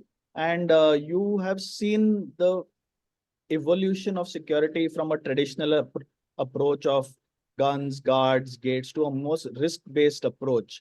What has changed now, and what is it that enables women to enter this field more and more? Good morning, everyone, and thank you for having me. I'm always happy to be back with MidCat and with this awesome panel. It's always wonderful to see colleagues across the board. But I think especially what's changed is that we've gone from a shift in what traditional work is, right? So no longer are we seeing large compounds and large areas that need to be protected, but we're going to, more corporate office spaces and a hybrid work model. And so we do need to change security and how we view it. I'm still very much in my guns, gates, and guards mindset, but we do a hybrid model as well. And when we go from the traditional physical security, right, where people want to see these big men with their muscles out and some big guns standing in front, that's not necessarily the most efficient and effective way to secure our programs, our colleagues, and what we're working on. And so because we're looking at more, like I said, a changed work situation where we're going more risk management as opposed to physical security, women have definitely taken a big role in this newer change that we see in security, right? So since traditional security is more brawn, less brain, and we're seeing a more intelligence-driven form of security, women have gone into this role. We see more women getting advanced degrees, more women who are showing their competency and ability, and we have just opportunities that are more available for women, right? So people want to get into these roles. People want to do these jobs, not only the physical aspect, but the intelligence aspect. And I think that is very appealing to women in the workplace. And within the last 20, 30 years, right, we've seen a very significant change in the traditional work approach into security, as well as other fields where we have space for women to come in and people are just interested in that. Absolutely. And I think the previous panel also, we realized that there are so many women in the field of intelligence, and intelligence is something that really drives and supports the field of physical security, especially because today it's not just about guards, guns, and gates. There's a whole risk-based approach, and that risk-based approach can actually be driven by intelligence. And intelligence is another field where women are emerging so strongly on their own merit, and not just because they are being pushed into it or because people want to have more women in the field of intel. So thank you, Rebecca, for those insights. And I'll just come to Vagisha next, because you've again been in the field of security, but you started in a different manner. You've also been involved in intel. So do you think that women who are already doing well in the field of security are supporting those who've entered or are about to enter? And what do you think more can be done in terms of mentorship, guidance, opportunities, both within the organization and within the overall organizational framework or the overall environment? We heard some of this in the previous panel, specifically in the field of intel. What is your opinion on this in the field of physical security as a whole? Yeah, thank you, sir. And so lovely to hear from everyone. Actually, I think I was picking up a lot of these collective thoughts. So it felt like everyone's saying the same thing that was in my head. But coming back to the question, I think, I mean, aside from the fact that there are some industry level mentorship and guidance and some expanded apprenticeship available through these industry organizations who partner with these companies to promote an aspirational society within the women to pursue physical security or cybersecurity line of work. Personally, on an individual level, I do think that I think it's important as leaders or as managers to build that narrative of an inclusive, overtly inclusive workplace, firstly, to create that aspiration within the society and within the women in general. And so for me, the first thing that actually comes topmost is that representation really matters. And as you said, sir, that I come from a background that's got nothing to do with physical security. I had a very much a risk management sort of a portfolio background. I was more focused towards investment risk rather than anything to do, and business risk rather than to do with physical security. But I realized that more and more women in especially recent years, and I'm not going to repeat what Major Shipra and Sanjoli have articulated so eloquently about, you know, the kind of the previous, decades, how women had to struggle to get through, break into this line of work, and then some of them emulating their male managers, trying to conform to the expectations. But what it ended up doing was like sort of stifling their authentic voice and selves and their own unique style of leadership. And I think now I see in recent years more and women leaders, across industrial spectrum, they are actually embracing that unique voice. And for me, what like how it inspires is that those leaders who are actually demonstrating very clearly that they're able to thrive in these high pressure environments, such as physical security and cybersecurity, that's like super high pressure. It just demonstrates that only their singular talents matter over their gender. And that's going to create aspiration for these other women who want to join this line of work, because they see that these leaders are existing and in their own true authentic selves.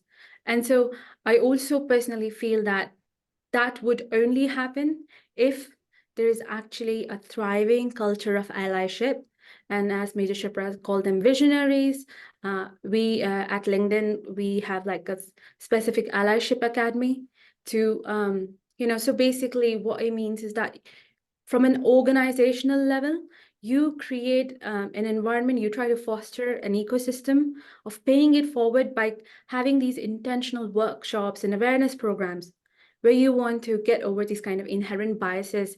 And that bias could actually live both within the male and female mindset. Like it could be anyone, any colleague having that.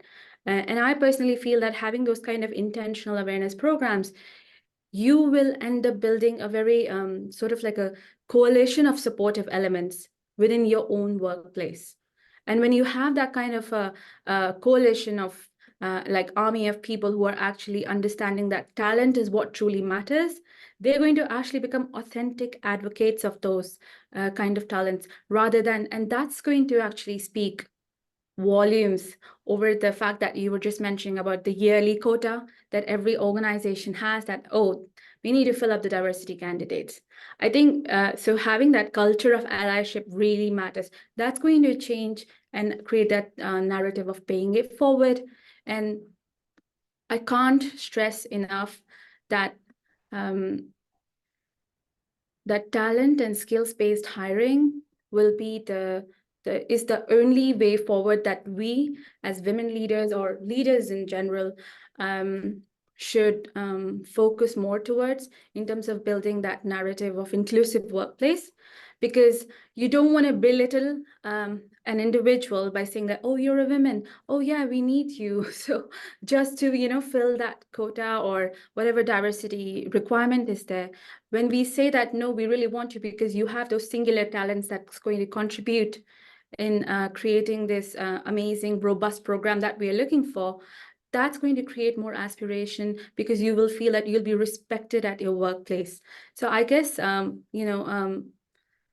my thoughts around that is that if there will be certain, within your workplace, there could be a lot of resistance coming in, both from male and female colleagues. And I don't want to just call out the male ones and make them some kind of villain here. It could be anyone.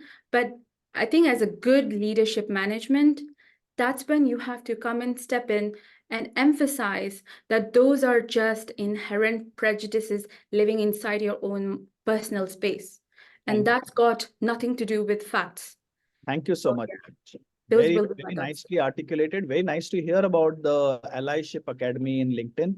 And also the word that you brought out about the pay it forward. I think that's something which all women leaders, whether in the field of security or anywhere else, need to take up strongly to mentor young entrants and this forum itself is something which we support ever since it's been created. And here is an opportunity we take to present people like you on a wider stage for people who are younger women who want to enter the field and are apprehensive.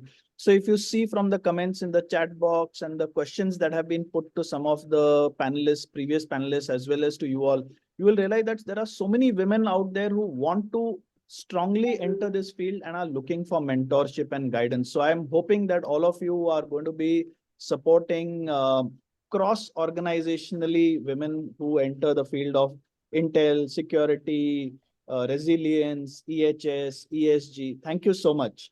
Leticia, coming to you, and thank you once again for joining so early in the morning, your time. You've been at the global stage of security, technology, and security system implementation. Do you think organizations are doing enough to encourage the participation of women? Do you think they are recognizing them on merit? And are there any programs like Vagisha mentioned in LinkedIn? Are there any programs that you've been part of or heard about where women are encouraged to do well in this field? Over to you. Thank you. And thank you, Mitkat, for a wonderful session, by the way. I was really excited to be joining this and seeing the wealth of experience in the panels that are here today. I think what I'm seeing and what I've been part of is a very conscious movement to encourage more women into the workplace in general. And that does take a focused determination. So in order for it to really work, though, I think it's been important to reflect how have we got where we've got to today and what can we continue to do and start doing and stop doing. So I think it's important to also recognize that the programs that I've been part of and the programs that I feel work particularly well are where they're led with curiosity, not with a preconceived idea of what a women's group might need or what women might need. It's the leadership being curious in the first instance. It's about asking the organization what is missing. Sometimes that's not always apparent, and that's what takes the strategic visionary leader to encourage maybe a female into a team.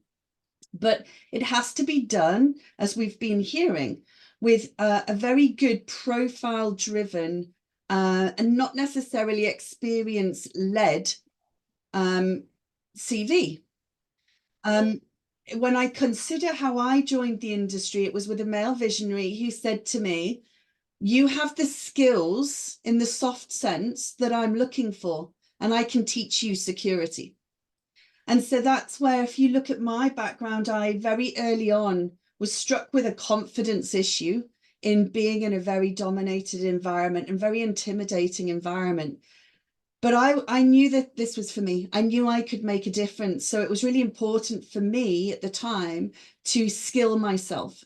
So programs today that I would encourage teams to be setting up should firstly be curious about what is it the teams need first and foremost, and try and articulate that in a skills way rather than an experience way. I would then ask that we understand what would help retain female talent within the pipeline. And then I would say, how do we support that pipeline? So I think it's really important, as I've used my background as a bit of an example, is that a lot of the areas that I focus on is building confidence, empowerment, support, and really helping pull out those soft skills that I feel women demonstrate particularly well, and giving confidence to that in the first part, but also supporting in directing and signposting to education and helping recognize how we can develop that talent in an educational way, but also a business focused way. So I think, as I say, it's really important to be very, very wide in our awareness of the aim and purpose of the groups, being curious as to what those groups specifically feel are needed, are missing, and how you can support them. But ultimately, don't just be setting up a group for group's sake, because that also is not really purposeful. And I think a lot of the time, leaning in, as we are all doing here today, is really important. And that mentorship that you've mentioned, I don't like the formal idea of mentorship. I feel that that puts a lot of women off as well, because you feel that you've got to conform to something. I just reach out and offer chats. I reach out and offer opportunities just to say, hey, what's on your mind? How can I help? And I think that just takes the pressure of mentorship away as well. I hope that's helped with a quick answer. Thank you so much, Leticia, and really appreciate the word curiosity which you put into our lexicon for today. And also the fact that women have soft skills and they can always be taught security. So that's a great approach to take for mentorship, leadership at all levels. Thank you, Nigar. Thank you so much for joining us again from Baku. And we understand that, security is not your traditional domain, but risk is. And we wanted to understand that how have been the barriers for women in entering this field? And do you think that young women who are interested in this field, what would you advise them to enter the field of security? Hello, everyone. Thank you very much for inviting me to this panel. Actually, I want to consider this topic from AI perspective because we live in the era where AI, artificial intelligence, indeed plays a very crucial role in the modern human history. And I think that today's entities, they use artificial intelligence in the hiring processes. And the algorithms, of course, plays a very crucial role in the hiring process. That's why, in my point of view, for eliminating this type of the problem, like the inequality problem, which we can face in different entities, I think that we should first of all to create, it's my point of view, of course, the transparent systems, because AI algorithms should be transparent, readable, and understandable. And organizations who use these types of the algorithms, they should to actually eliminate the problems. And you know that we humans write the algorithms, and maybe these algorithms can be actually very problematic in the hiring process when you are actually mentioned, for example, male in this field, like hiring the male, not female. It's also can be very problematic, I think. And also it depends on the region and in the places where for example, when we will consider India, for example, or European countries, more developed countries, I think maybe this problem will not be very crucial. But for example, in the country like in Afghanistan, where the women, they don't have their basic rights to actually access the education, to develop themselves, of course, this problem we should to consider from different aspects. That's why I think that also it's very important to consider like the ethical side of this problem, because the ethical guidelines and awareness programs like other panelists they mentioned, it will be very good for education, for empower the woman, for providing lots of information, and to actually empower them. It will be very good in my point of view, because awareness and training can empower individual with a basic understanding of their rights, and we can show to the girls and women in different countries their power, that they have the power and they can play crucial role in different fields, like not just only in the, for example, in the healthcare, not in education, but also in the IT field. Also, they can play very crucial role, because, for example, I am a teacher in university, and I can say that I can see lots of male rather than the female in my classes in the IT law lectures. That's why I think that we should to provide awareness and trainings to the girls for showing them, for empowering them and showing them their capacity and their actually power. It's my opinion. Thank you so much, Nigar. I think you hit it right. And in places where societies, women are not so privileged, awareness is the key to starting their assimilation society on merit. And I think that's really important. So, women, ladies on the panel, thank you so much. I think we are running out of time, but I'll just give you enough time for one sentence each on advice from your side for people who want to enter or women who want to enter the security industry. Just keep it brief to one sentence. So we'll start in the same order. Shipra, what's your opinion? So this is a very important one. Huh? So it'll be more than a sentence. It's like quotes up. So for all the aspirants, and especially women, if you have leadership traits, if you display mental resilience, have a proactive approach, foresightedness, you have a processing ability and the critical thinking ability are dependable and can take ownership, then definitely corporate security is the field for you. You can give it due consideration. Thank you so much. Thanks, No. Sanjoli, your turn, please. Sanjoli, you're on mute, I think.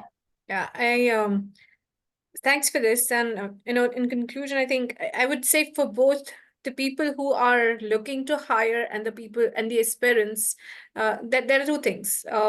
One is just do not stick with the norms of hiring and attaching frills to it. Enrich your perspective, develop strategies accordingly, so that we as an organization or as a society are utilizing the full spectrum of human insight, men, women. And for the aspirants, I think this is something that has been very close to my heart. That I read a book. I'm sorry, I don't remember the author. If you get a seat on a rocket ship, do not ask which one. Just get on it. Get on it, girls.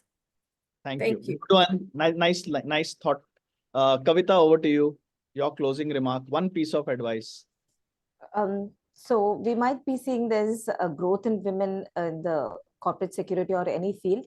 But one thing I would like to say, which is underline, is change the mindset and perceptions of people around.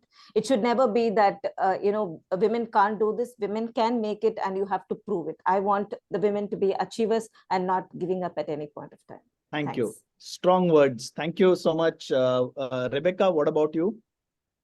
I would say, and this is what I tell my daughter every day, just because it's hard doesn't mean it's not worth it. If you want it, you have to go after it 100%, and it'll come out. However it comes out, you will be there, you will be taking space, and you will be making space for the next person behind you. Thank you. Letitia, your word of advice to women? To women in general, I think it's network. I think it's so important that you make those connections. And if you're starting your journey, lean in. We are here to help, and we encourage you to reach out. To those of us that might have been in a little bit longer, don't stop learning. We definitely don't know it all either. But I wanted to echo some of the points. It's so important that in these environments, it's very lovely and empowering, but we do need to bring along our legal colleagues or our HR colleagues into these environments, because it's where the difference is made, because it's those stereotypes outside of this environment that can also begin to be changed as well. Thank you so much. Vagisha, what about your closing remarks and word of advice? Actually, what Letitia said about networking and learning, not promoting LinkedIn, but all ladies, you can do all that on LinkedIn as well. Please exploit that platform. Absolutely.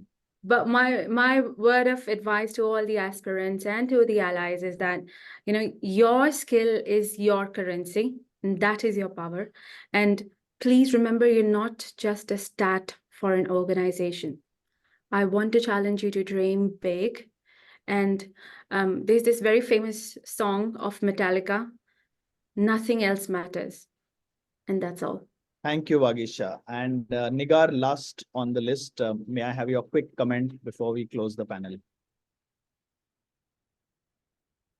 Yes, of course, I think that everything starts with education. Everything starts with education, and I think that we should to empower girls in the education field, and starting from the school, we should to empower them and show them their talents, their skills, their power for empowering and for making them more better and more powerful women in their field.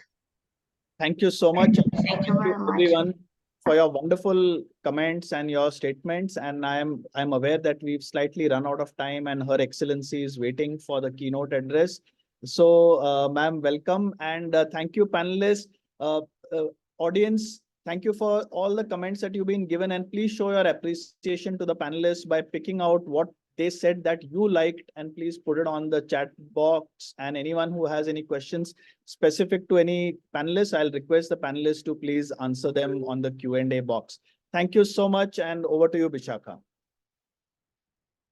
Thank you, sir. Thank you so much. And a very big thank you to all the panelists for such an insightful and candid session.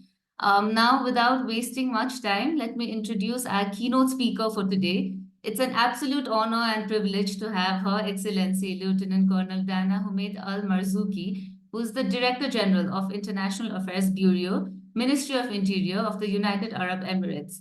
A career law enforcement professional, Her Excellency Dana Marzouki manages international relations and partnership for the ministry, working closely with law enforcement agencies and international organizations across the world.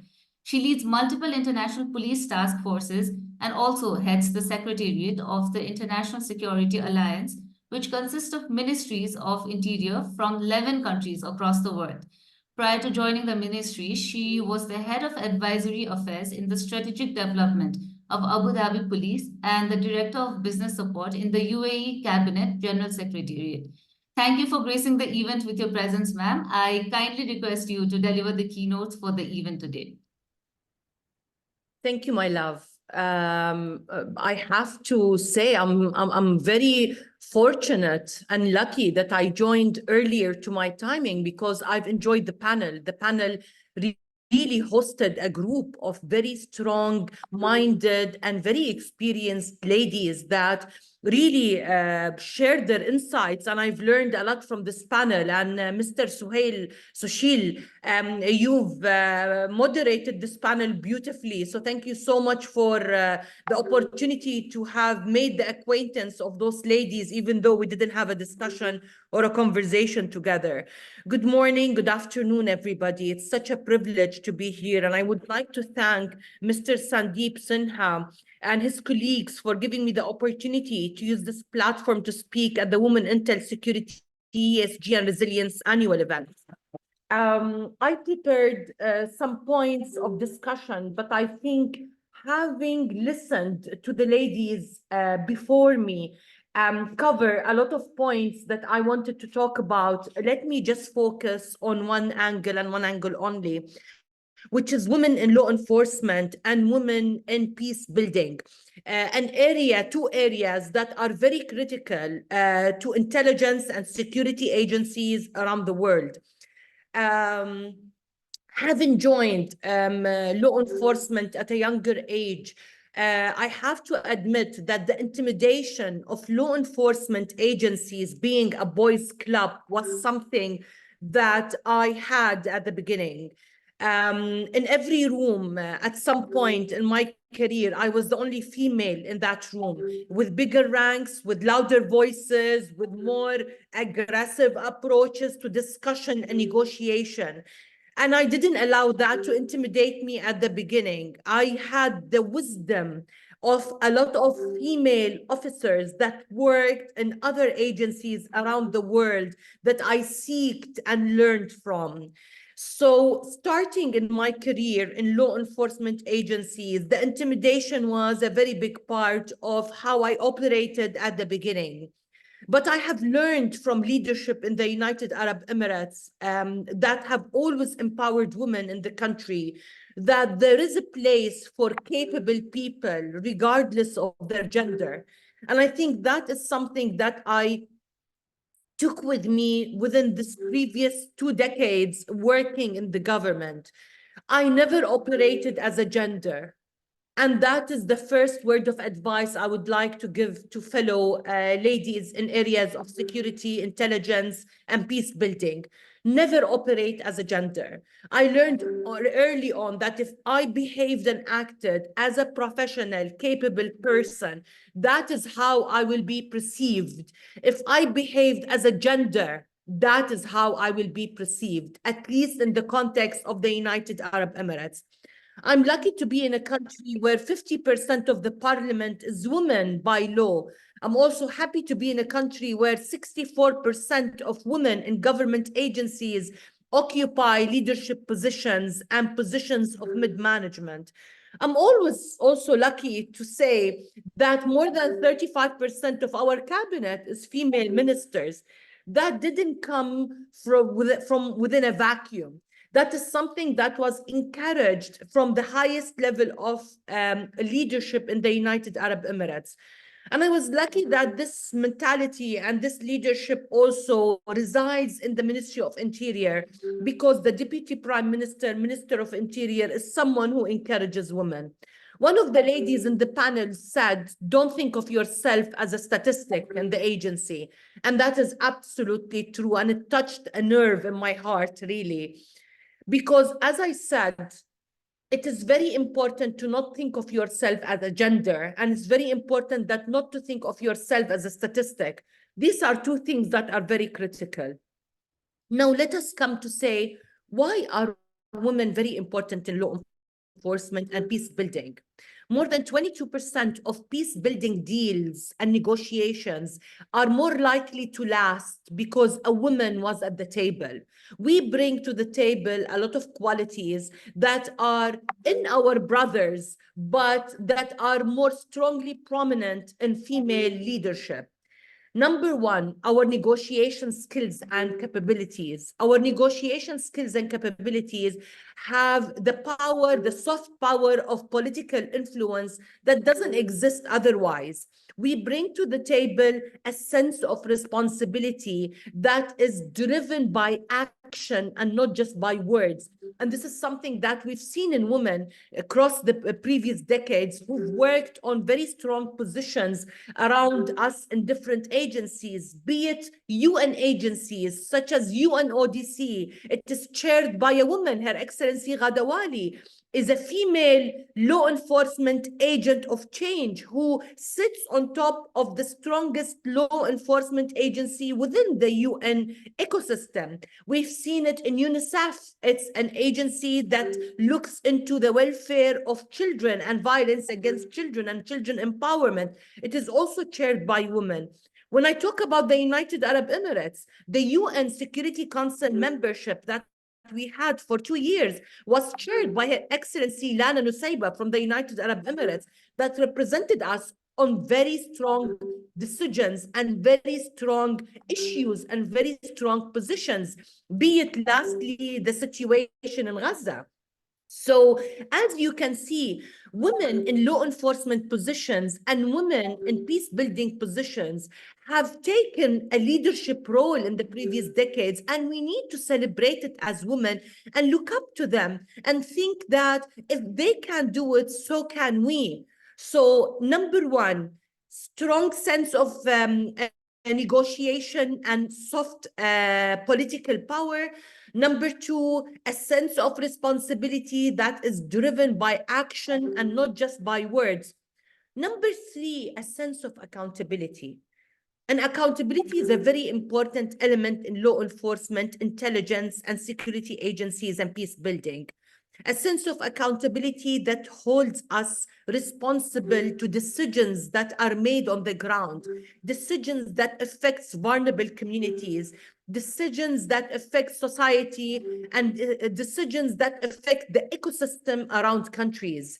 As we've seen in the previous 15 years, to be specific, Law enforcement has become part of a chain in the country and not an isolated agency or sector. Economy now depends on security. Socio-development depends on security.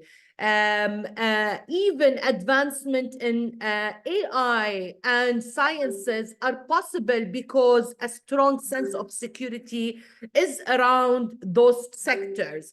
So as we can see, we are not operating in isolation. We are part of an ecosystem that advances countries and progresses on national initiatives. And that's why a sense of accountability is very important to bring to the table. And a sense of accountability is indeed something that women bring to the table.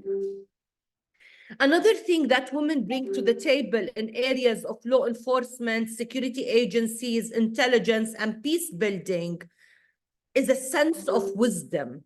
And this sense of wisdom is a result of long years of fighting at the table to have a voice. We have learned when to talk. We have learned when to take a step back to regroup.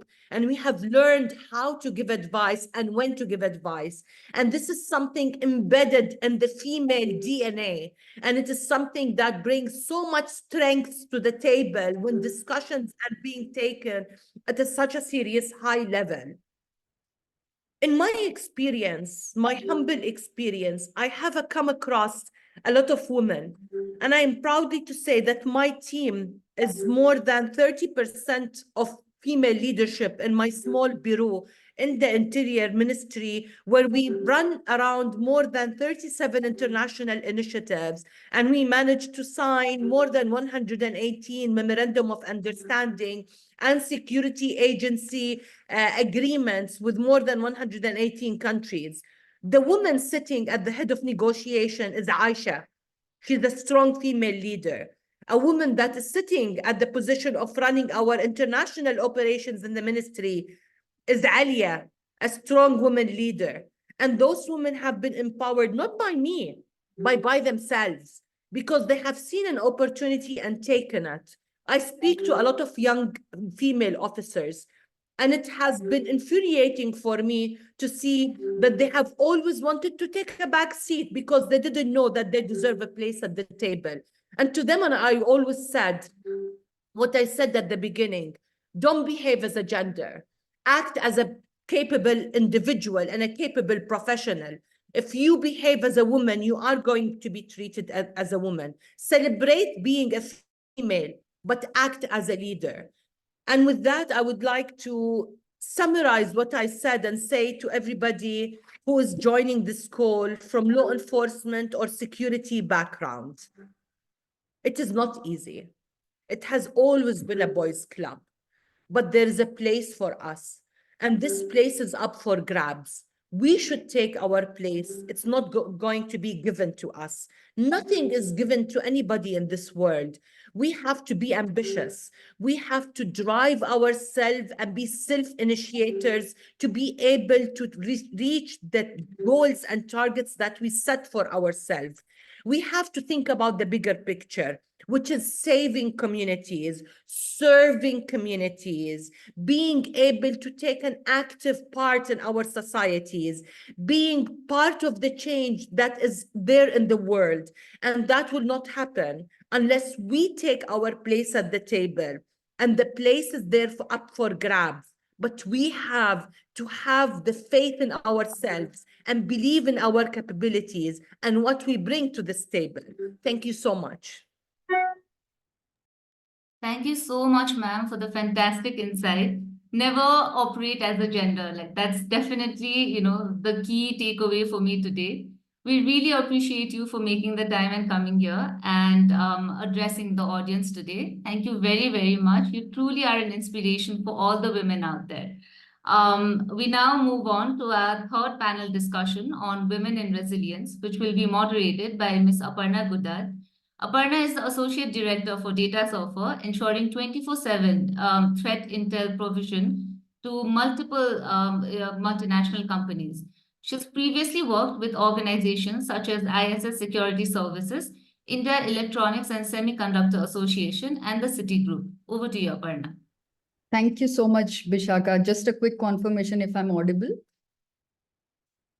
Yes, Aparna, audible and Okay. visible. Yeah, thank you. Thanks a lot. And after that absolutely powerful keynote address, I think something that really touched a chord with all of us was never act as a gender. But every single word that was spoken, whether it is about women in every sphere of security, and also the end note of grabbing that space that is available, which doesn't really come very easily to most women. So on that note, it gives me immense pleasure to moderate this panel. This third panel is on women in resilience. We've had excellent sessions so far, and I think everybody has really spoken from their heart, and I'm sure that's how it's going to be even now. So I would request all my panelists to speak from their experiences and from their heart, because this is absolutely a forum wherein we really want to leave behind some statements that touch a chord with the participants, and leave them with some food for thought. They need to go back thinking that yes, this is something that needs to change, and that's what we are trying to bring here. So I'm extremely proud to be here, and all my panelists, I've admired your work trajectory, and it's an absolute honor. So I'll be introducing all of you now. I would just request you all to just unmute yourself and say hi the moment I introduce you, so that the audience can immediately identify with you. And these introductions are in no particular order. Okay, so I'm not going to waste much time. So the first panelist is Ratna Pawan. Ratna is a senior operations risk and resilience professional with over 25 years of experience in the financial services industry. Ratna has recently moved to Canada and set up her own risk consultancy firm, Risk Assist Technologies Limited. Ratna is also vice lead of BCI Global Ops, Resilience Special Interest Group, and managing committee member of Global BCI Women in Resilience and BCI Mumbai chapter. Hi, Ratna. Hi. Hi, so wonderful to have you here. Moving on to our next panelist, Neeti Malik. Neeti is leader, business resilience, crisis management, and disaster recovery global at Concentrix. She has extensive leadership experience working in the IT and ITES sector. She has spearheaded implementation of organization-wide incident command center and crisis management programs. She has led the pandemic initiative, set up governance structure for management of crisis events. She has also worked on ISMS program implementation and driven various awareness programs on BCMS, crisis management, ISMS, data protection, and privacy. Hi, Neeti. Hi, everyone. Hi, so wonderful to have you here. Next panelist is Seema Verma. Seema Verma is the head business continuity and resiliency for Accenture India operations. She has over 28 years of experience after serving 13 years with Indian Navy as strategic supply chain planning and management officer. She transitioned to the corporate side and grew her expertise in the field of resiliency, risk, and business continuity. She has worked with global companies like ABN AMRO, Royal Bank of Scotland, and Deutsche Bank. She is a management student from Symbiosis. She specialized in ops management from MDI Gurgaon and recently completed the leadership program from ISB Hyderabad. In her free time, she loves to go for a swim and for a game of badminton. Hi, Seema. Hello, everyone. Such a pleasure. Yeah, wonderful to have you here. Moving on to our next panelist, Vamini. Vamini Sethi is the Director, Business Resiliency Management, Asia Pac at Marsh McLennan. She has over 20 years of experience working as a business resiliency professional across financial services industries. Outside of work, Vamini is an accomplished mountaineer, a mountain biker, certified skier, and a pilot, paragliding at that, on a mission to scale the 7 highest peaks of the world. She has summited 4 out of the 7 peaks and has also attempted Mount Everest in 2019. She also holds a Limca Book of Record for riding the longest distance in a foreign country. Hi, Vamini. Hello, everyone. Yeah, that's absolutely incredible. Yeah. Over to Momfia. Momfia Saha is the Global Business Continuity Leader for EXL, a global analytics and digital solutions company. She assumes various risk management roles requiring her to actively lead and engage in complete lifecycle deployment of business continuity, pandemic management, technology, disaster recovery, cyber crisis management, and maintain oversight on related aspects of employee health and safety. She is an accomplished leader and she has several industry recognitions to her credit, including DRI Program Leader of the Year 2023. And she has won BCI India and South Asia Continuity and Resilience Professional Award in 2021 and 2022 as well. Hi, Momfia. Hi, everybody. Thanks for having me. Hi.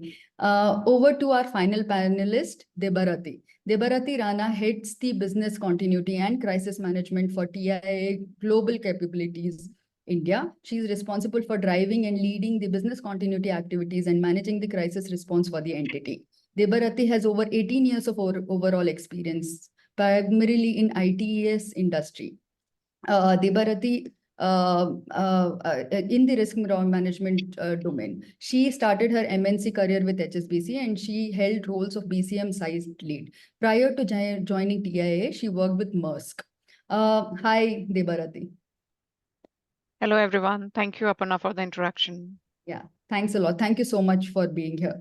So we will get our discussion started. And before we start, I think the one word that I would really want to emphasize and also would want all of your thoughts on is how we constantly speak about women and diversity in the same line.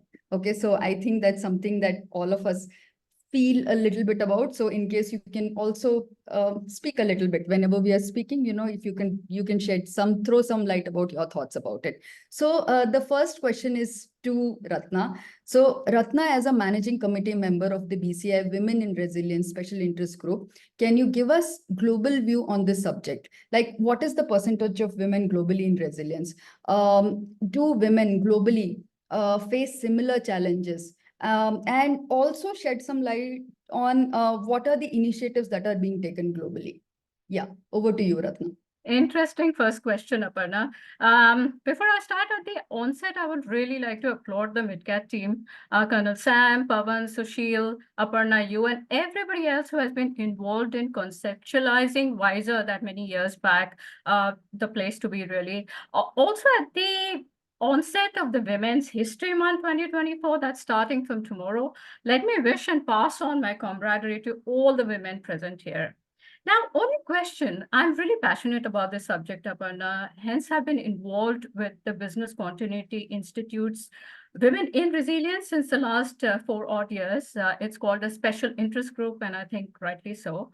It was set up, no guesses here, for getting women risk professionals from across the globe to kind of connect, network, provide and receive mentorship, learn from each other, motivate each other, so on and so forth.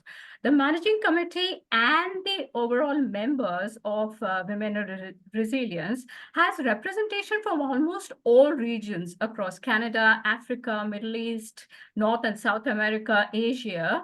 And we try to do a lot of spotlights, webinars, articles, white papers, etc., to kind of achieve the objectives of this special interest group. And all of it actually with the intent to tip the scales of the percentage of women that we see in the field of risk and resilience, to encourage the current lot of professionals and to get more women to join in to the risk, security and resilience professions. Currently, the statistics that are available globally indicates to us that women in risk and resilience are roughly around 30%. Women in cybersecurity is roughly around 25%. And as we go down to women in, physical security and so on and so forth, I think the percentage just drops further. And there's a lot of scope. Women form 50% of the global population. So we have a lot of scope to get more and more women into the profession. Now, initially, to be very honest, I expected different results, but over a period of time, as we kind of started getting more and more perspectives from women globally, we realized that women actually across the globe, surprisingly so, wanted the same things and more or less were facing similar challenges, some of which, if you kind of wiped out their names and the countries or regions they were coming from, you could really form some themes around it, whether it was around societal stereotypes and biases, lack of role models or lack of mentorships, educational disparities, unconscious bias during hiring, whether it was a hostile work environment or microaggressions at work, work-life balance, lack of networking opportunities. The list is kind of a long one, but it is a common list across the challenges. And Aparna, you started off by saying, women and gender and overall, so women are only one component of the overall inclusion agenda that organizations have today. A very vibrant, active, and necessary agenda. But yes, I would say I'm going to pick up this line from Her Excellency's keynote, which says, and that's something that I truly, truly believe in, that we need to do our roles, and consider it as gender agnostic. Really, we bring our skills to the table. I tell everybody in the team I work with that you're not a woman or a man. You bring your skills to the table. You don't need to think of yourself as a woman. As long as you're doing your best, you will get what is due to you. Back to you, Aparna.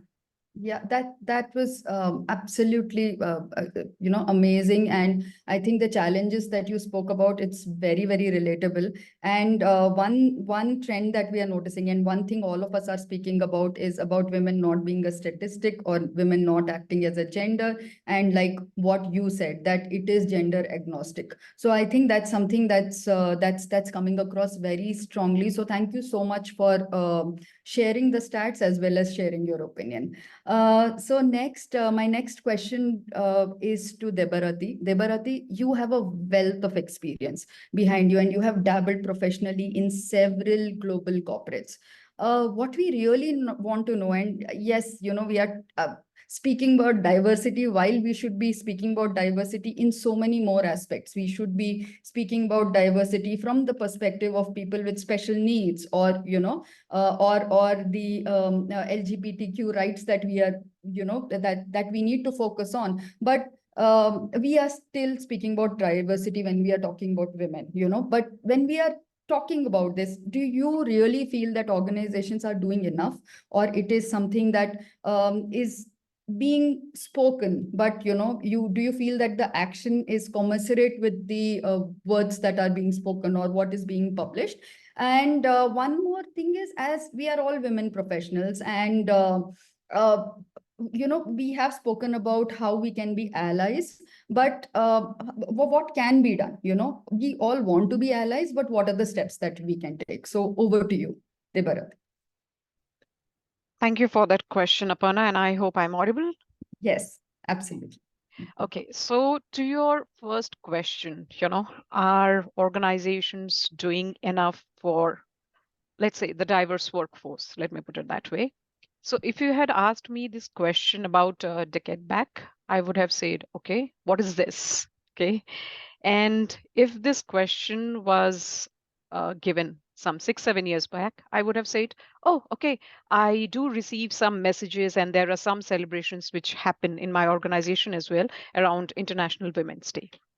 But looking at current scenario, I would say we have started, and we have started well.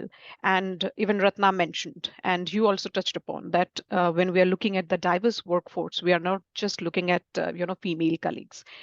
We are a part of workforce which is as diverse at being overall inclusive, looking at community members, looking at people with diverse abilities as well. So we have started well in terms of there is a change of outlook in the society. The movies are being made with female-centric characters, and of course, the organizations looking at ITES or BFSI or even the manufacturing industries are opening up to such changes and such thought process. Now, are we doing enough? So there are a couple of recognized bodies which are certifying organizations on how you are providing various avenues to your female workforce or diverse workforce. So it's not just about celebrating Women's Day anymore. How are you training and upskilling your female colleagues? Are you giving them adequate support in terms of their work-life balance?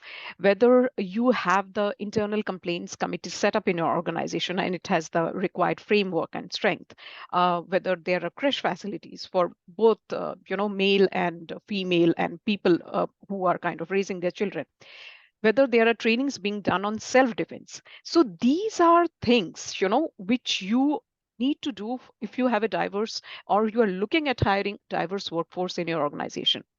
Now, I was fortunate enough to be a part of, one of such industry webinars, which certifies, organizations where, whether you have done enough for your workforce or not. So as part of the panel discussion, I did hear, and this is something which I told my senior leadership over here as well, that one of the organization, they did a pay parity review for their female leaders, which was about 36 to 38%, and gave them market correction so that they are at pay parity with their male colleagues. And then I heard about firms which are going to colleges to coach and nurture and also hire young female techies as well. Even though we are doing so much, I still feel we still have a lot of way to go. And on your point and your question of, how is that we can do to, kind of, I would say, improve, I would not say empower, that's not an term which is used for female colleagues in our organization. I've been told we all are empowered. It's just that we need the right platform. So I would say, what is that we do to improve or encourage our female colleagues? So personally, which I do is, and I have also learned from one of the mentors who is on this panel itself, Ratna, is tell them to find their strengths and tell them how they can elevate their career. Okay. So now if I just focus on business continuity. So now this is not just the time to focus on business continuity or operational risk or information security. We are living in a dynamic world with ever-changing landscape. So if you thought that, the 2021 Suez Canal blockage has nothing to do with your company, how many of us went back to our suppliers to check? And if we are still thinking that the upgoing militant group in Yemen has nothing to do with you, how many of us have spoken to the networks team to check where the undersea cables of our organizations are? And of course, I'm not going to touch on AI and ML because that has been already spoken, and I'm sure that's going to come through as well. But risk and resilience is a vast topic. And in order to move ahead in your career, you need to know what is happening across the world. You need to connect and communicate with people to build your network and to learn. And then you will also get to know that every individual has taken risk at some point of time. And also we need to tell people as allies, our female colleagues as an allies, that it's okay to fall down once, but what is important is to get up. But it would be worse even if we don't try once. And if you are looking at something which your other colleagues or firms are doing, which means it's a yesterday topic. So we need to look for upcoming things which are there in the market, be agile for multi-dimensional learning, and we need to build ourselves for that. And of course, I always stick to one of the famous taglines which is used in the BCM industry. It wasn't training when Noah had built the ark. Thank you. Thank you. Thanks, Debarati. That was so incredible and so many takeaways from that. One thing is, yes, you started off with having a survey on pay parity. That's one of the themes that we are going to discuss. And I think that's going to be a very interesting one and something that people don't really speak about. And yes, networking, there are multiple surveys and wherein it has always shown that although women have all the skill set, when it comes to professional growth, sometimes they lack because of lack of networking. And since there are so many women participants today, I think that is something all of us, it's something that we need to look at. And also about probably having a girl code. We hear so much about boy code and bro codes, like probably having a girl code, and that's what being an ally, and that's what you reiterated. So thank you so much for those words of wisdom. The next theme we are going to discuss is over to Momfia. So Momfia, basically, we've spoken about so many things, but could you shed some light on new trends in this industry, in the industry of security, risk, and resilience that we should all be aware of? And also, when we are talking about, there are so many young aspirants who have joined us today. Could you also talk about upskilling and what are the kind of qualifications, academic courses that you think are essential for growing in this industry and making a mark? Yeah, over to you. First of all, Aparna, Team MidCat, what a fantastic and illustrious panel you guys have put together. I have had my share of vitamin M, which is motivation, and it'll keep me going for some time. But happy to be part of the panel. So there are two questions, Aparna. Let me kind of address the first one on the changing trends and what we see in the resiliency space in the next few years. This is pure by the experience that I carry and how I look at the resiliency space. So hopefully some of it will resonate with the people. Now, there are 4 or 5 sections or sectors that I feel that we have to really concentrate as resiliency and risk professionals so that our organizations and the industries that we serve are safeguarded. The first one is definitely the disruptive technologies. I know many of my other colleagues today in the forums have touched base on it, and these disruptive technologies does include the AI, ML enabled technologies, the entire hula hoop around the generative AI space that organizations want to make a footprint on. The cloud hosted solutions are also including in that. And the reason why this could become a resilience and risk challenge is there is so much of a push from organizations to create digital solutions, get our clients adopt such solutions, that sometimes that entire thought process and the lens that it has to also be secure. You just can't put an AI ML solution overnight and expose it to any kind of data protection or sensitive data leakage kind of a risk, etc. So for us, going back to our organizations, to our digital and technology teams to say, hey, listen, while we will invest in these technologies, which are important for the future, how secure are they?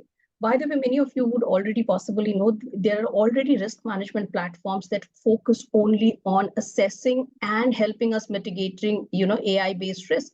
Are we investing enough? Are we exploring them enough? Is something that we should be talking about. And it's going to stay, at least in my view. The next category, I would say, is entirely on the cyberspace. There is no denying that in the world that we live in, that cyber risks will not only become more complicated in the coming days, they will only become more sophisticated. Now, with that, we talk about things like the ransomware, the AI-enabled phishing attacks, the denial of service attacks that are happening all the time. And very interesting things that come up today is, I was just reading somewhere, in one of the ransomware cases that happened, it was actually, in fact, the threat actor that went ahead and filed in SEC US saying that, oh, we attacked some organization and we have their data. Now, they had to get to that level because the organization that was impacted, they never disclosed it to the SEC. So the entire landscape of resiliency is becoming so nuanced, it's difficult. Because resilience is also about safeguarding the reputational aspects of your organization, ensuring they are also meeting any kind of regulatory requirements as such. The third one, if I talk about, is supply chain. Now, everybody of us who are here, while our organizations specialize in a particular industry, it's an interconnected ecosystem of supply chain. Whether we talk about technology service providers, the human or the people service providers, or any ancillary services, you could build a very strong risk and resilience portfolio inside, But if you don't have a view of how your suppliers are doing, are their standards meeting your requirements? I think that's a big, a miss that we could do for our organization. So that space of supply chain is something that we have to kind of keep focusing on. The next one, I think there's so many. As I speak, I'm just thinking, is of course the geopolitical developments. Anything that happens in a Russia, Ukraine, or you talk about in the Palestine, Israel, it could impact us. Because we could have business there, we could have suppliers there, we could have a people maybe working. It's all remote world today, right? So that's another space. We cannot kind of completely turn a blind eye. And that's where I think many of the work that organizations like MidCat do does help, because we get those intelligence right on time and we could utilize them to build more, a response plan for us. And lastly, in this space, for the next couple of years, as you say, it's an emerging trend. I strongly feel that all organizations across industry will have to keep a watch on how the regulatory bodies are coming up with the stringent requirements. Doesn't matter which geography. You talk about India, whether it's certain. You talk about US SEC. You talk about the in Europe GDPR, the new AI regulations coming into it. It's not an option for organizations in the resilience and risk space to say that we're not going to start preparing and equipping our team to ensure that we have our policies in place. We have well-led processes in place on how do we meet regulatory requirements, report them, ensure periodic assessments, etc. So these couple of things, Aparna and the entire team, I believe that will keep a lot of our risk and resiliency professionals busy for the next few years. But quickly, moving on to your next question, and then I will hand it over. I know, time is a constraint. Upskilling, why for all the new colleagues and the newer people who want to get into risk and resiliency space, there are a lot of academic courses that has come up. When we started, we didn't possibly have that opportunity. Today it is. But I'm also a strong believer that your academic qualifications that you will get from very reputed colleges, whether in India or abroad, around the resiliency space, business continuity, disaster recovery, is certainly going to add value when you start off. But industry trends and strategies change too soon. And hence, your cross upskilling should be a journey and not a destination. It can't be the destination. You have to constantly learn through multiple ways. So whether it's getting a mentor in the space of an evolving technology, whether you want to take up an assignment in some different team within your organization, experiment, learn as you go, or attend webinars and seminars like this, you get to learn from so many of the industry colleagues. Do self-rating, spend some time on the web. There is so much available. So upskilling to me, it's beyond an a college degree, which is important, but you have to be a learner all the way. So utilize any and every form of learning that is available to upskill yourself. I think that would be the message, Aparna. But back to you. Thank you so much. That was absolutely wonderful. The way you put it all together, brought it together. That is whether it's technology, supply chain, geopolitical risk, regulatory risk, everything, and also about how learning is a journey and not a destination. Absolutely remarkable. Thanks a lot. Moving on to Neeti. Neeti, from your experience, okay, what does resilience mean to you and to your organization, and any particular lessons? We've had the pandemic, we are talking about it, or any of your past experience. Is there anything that you would want to highlight and draw out, specific professional as well as life lessons? Yeah, over to you, Neeti. Thank you so much, Aparna, and thanks MidCat for really having us all together. It's indeed an amazing opportunity to interact with the women leaders, in the industry, and learn from their experiences. To me, of course, resilience, as always, is your ability to bounce back. How fast you can bounce back from things that can go wrong, and things do go wrong, right? It's not just about sustaining in the face of a disaster. It's about turning these into opportunities. How many times do we look at not just bouncing back, but turning our challenges into opportunities? For women, since we are talking about women leaders, I would, kind of take it as it is your ability to self-soothe yourself during difficult times, because no one's going to do it for you, right? But yes, it's all about better handling of challenges, improved communication, because that's the key during any kind of a situation that you may be facing. Reducing your burnouts, because you need to sustain not just your organizations but yourselves first, right? And then, of course, many of us have been talking about upskilling and development and moving to the next level, learnings and all those things. Now, coming to, what COVID and so many other events have really taught us, we've seen during the COVID times, return of, a lot of women leaders who'd possibly taken a backseat. We came to the hybrid working environment, and that really saw many of our, women coming back into their careers. Many of the homemakers actually turned back into their, career mode, which is really, really encouraging. And I would say a very, very positive, looking at the given situation. Another focus area that I've seen is a very, very high focus on the mental well-being. During various events, we never thought about, mental well-being. We never thought about, things like people aspects of resilience, right? And this is where, mental well-being and, the focus that a lot of organizations have now had on this is very, very important. Over the years, we are also seeing, there's a sudden spurt in the number of, natural disasters. You've suddenly seen the number of, um, events like typhoons and earthquakes and everything coming back, and too many of them. Uh, this is really an alarm, I would say, for all of us, because somewhere we need to focus on our environment as well. A lot of ESG initiatives are being taken at the org levels, and I'm glad to see them happening. But that's a trend, and we need to really continue with the trend. Then, many of our leaders have just spoken about, the AI and machine learning and other things. So Gen AI and AI tools are here to stay.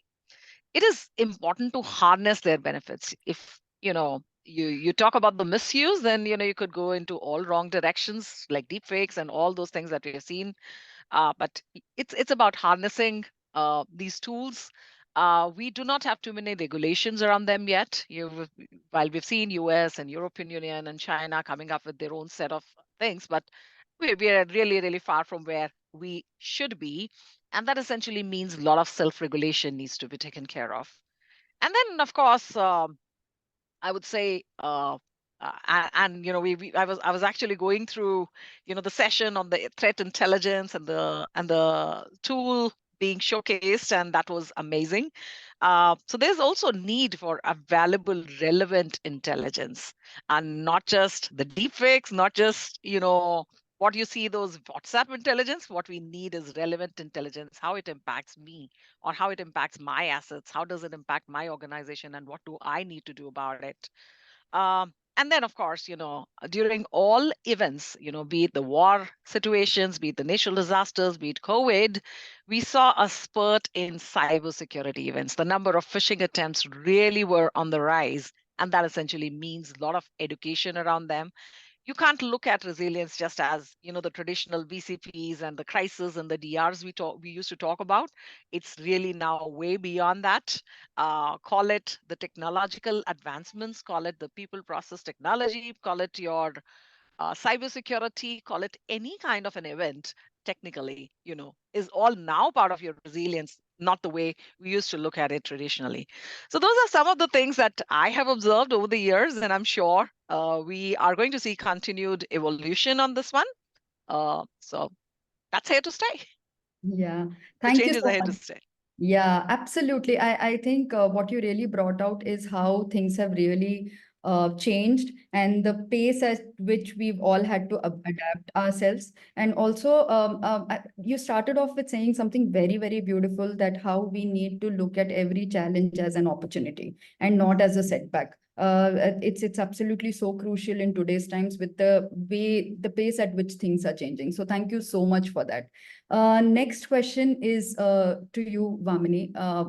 You have an incredible bio, and you have so many aces up your sleeve, and really wanted to know what differentiates you. What do you think that women bring on the table that is unique? How is the thought process different? And do you really believe that women are more resilient and better multitaskers and crisis management? And also that we together, we should not just focus on that, but also at, the core task and the way we handle it. So over to you, Vamini, for your thoughts. Right. Thank you. Thank you for that, Aparna. So your question has multiple parts, right? So let me start by saying that let me not get into comparing men and women, right? I think they both bring unique value, unique capabilities and strength to the workforce. Having said that, I can confidently say that women are resilient. And, if you want to see how quickly women can recover, I don't think we have to go too far, right? Just the process of pregnancy and, delivery. A woman can nurture a life in her, inside her body for 9 months. The process of laboring, the process of delivering a baby, a human being, I think that to me is one of the best examples of being resilient, right? And then women get back to work. In some countries, they get back within 3 months. In India, it is 6 months. And then they take on from where they left. And I know that most organizations do not discount a woman that they're coming back from maternity, and their body's still in the recovery mode. No, they just start working. They start with their responsibilities back at home and, at work as well. So I think this is a classic example of women being resilient. Now, talking about women being multitaskers, better than men, I think it's a persistent stereotype, which says that women are better multitaskers. It's like saying men are better drivers than women, right? So I think women, as part of their roles and responsibilities, right, they get to do a lot of things, at the same time. They look after their family, they look after their children, then they get back to work, and in some cases, they also follow their passion, right? So everything has happened simultaneously. I think that gives them the practice of becoming a better multitaskers, right? They just develop the skill and the art of becoming a better multitaskers. And that's what reflects in everything that they do in their day-to-day life. Now, being an effective crisis manager, are women effective crisis manager? Are they better than men? I think being an effective crisis manager attributes to various skill set, having effective communication, adaptability, empathy, and most importantly, decision making, right? Regardless of the gender, right? I think it is very important to consider an individual's capability, individual's skill set, and the leadership style. I think that's what makes you a effective, makes you an effective crisis manager. Having said that, Aparna, I remember looking at this research which was published by Harvard, I think in 2020, where they clearly sort of put their stand that women are better leaders during crisis. And their data was based on certain factors, right? One, a leader needs to be able to pivot. A leader needs to be able to adapt. Honesty and integrity. And most important, right? Sensitivity towards your people, towards your colleague at the time of stress, when they have anxiety.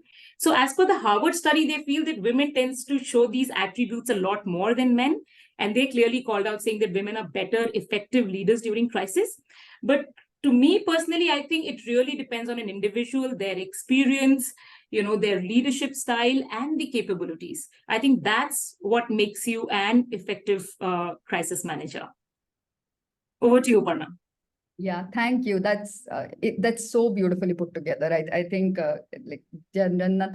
no words to that. It's so perfect, wherein you brought out how the kind what we experience in our life and how what we experience translates into our professional life. And I think that's something most of the panelists and most of the women we speak to generally, even when they're talking about their professional accomplishments or professionally what they're doing, there is always an element of their family and their own team who are their extended family. And that's what is so beautiful about this conversation. So now moving on to Seema. Seema, one very, very, really looking forward to your insights on this particular question. But first is, what are your comments on women in security, risk, and resilience? What are the challenges? We've discussed the challenges, but also if you could highlight the positives and also comments on pay parity. Since you've already discussed it, what are your comments on it? On salary disparity, pay parity. Yeah, over to you, Seema. Okay, thank you. And thank you once again for inviting me as a panelist here. I'm really honored and excited to be part of this esteemed company of panelists that we have today. This is my second time on WISER, and it's always an enriching experience. Now, to talk about women in risk, resiliency, and security, I think I won't be wrong if I say that the picture has actually evolved and improved drastically in the last couple of years, or should I say, say last decade. The picture on this screen that we see speaks 1,000 words. If you see, we all are ladies in our leadership position today in risk, resiliency, or security, business continuity. And all of us would have charted our own way, fought our own little battles at workplace or, at home to reach this position. Another good picture that I could give is of my own organization, where our CEO, our global head of enterprise risk management, global head of business resiliency, regional head, myself, we are all women. And in my own team, I have about 40% women in my team.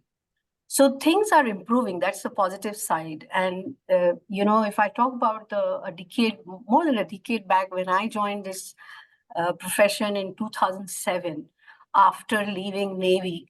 The Navy itself was a male-dominated area, so it was nothing new for me when I faced that resistance. First of all, this field itself was very new at that time. Business continuity, people were learning what it is all about. And then they saw a woman, in that field. So there was a resistance, the pushback. So had it been somebody else in my place, probably would have, felt really demotivated. But because I had faced that in my previous work experience, I went on with it. But from there to today, things have really changed. Women have started joining. They like to join. The challenge that we face, I think, is in retentionship, right?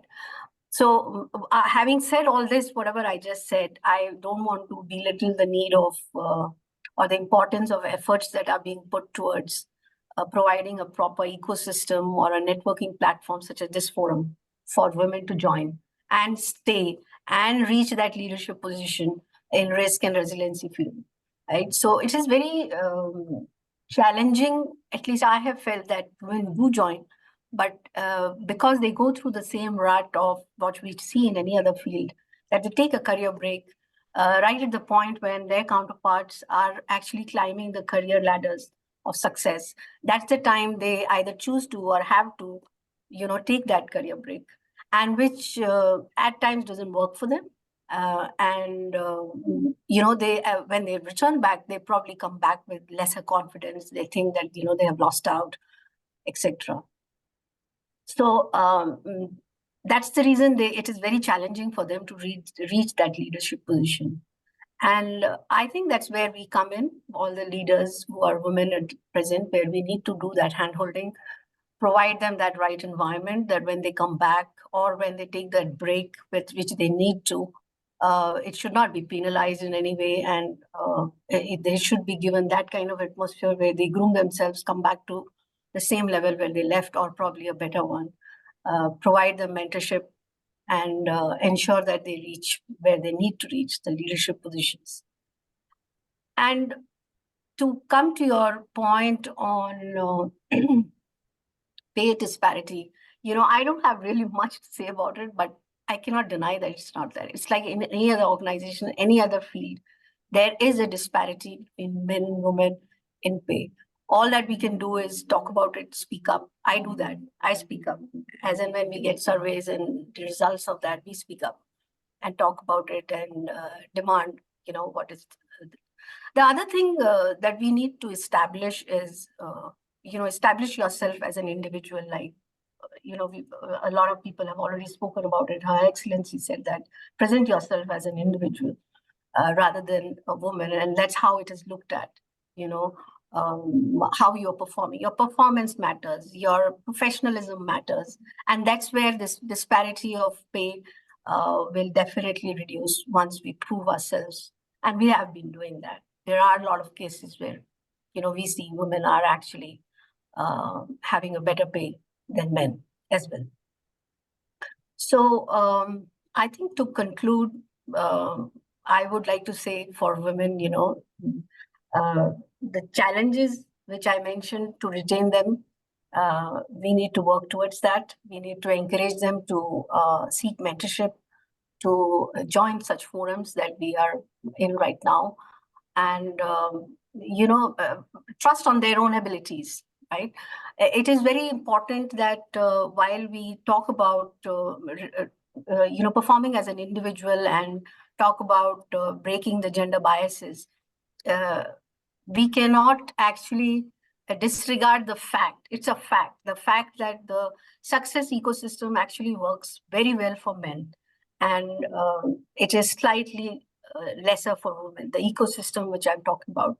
So there are, the men's club which we talk about generally. When women don't reach up to the leadership roles, it's the men who tend to reach there, and then they have their own. Nothing against men, please don't take me wrong, but they have their own way of working, right? They'll take a smoke break, they'll take a drinking break, they go for golfing, and then they tend to mentor the people who are with them. So that's how that's where I'm saying that ecosystem for women is not as good as what it is for men. And that's where we need to come in and probably have our own women's club and, ensure that we groom the ladies, that we provide them that atmosphere that they can succeed. Yeah. Absolutely brilliant. So 2 key takeaways: building an ecosystem, and second thing is speaking up. Okay, I think we are a little short on time, but I would quickly ask for your sound bites. Try to keep it restricted to 1 sentence so that we can finish the panel in the next 2 to 3 minutes. So Ratna, what are your closing remarks? My closing remarks are very simple, Aparna.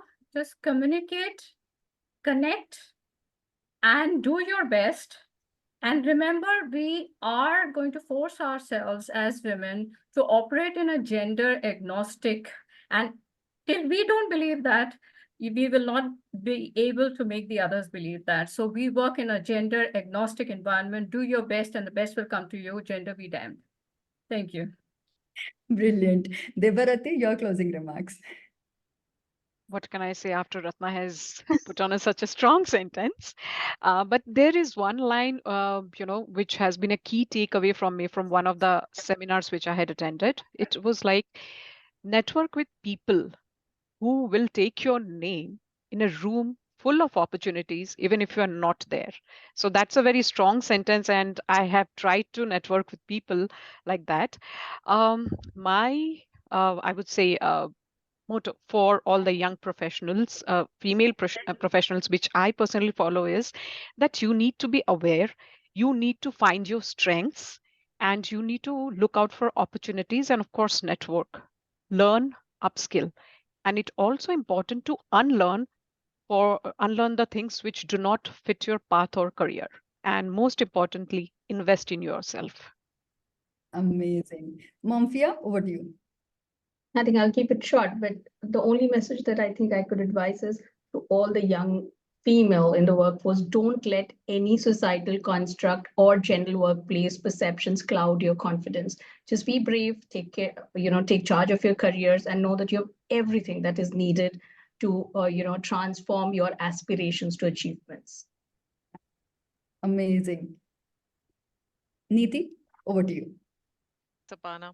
So my key advice would be, we need to change our own attitudes first. We need to believe in ourselves before we expect others to believe in us.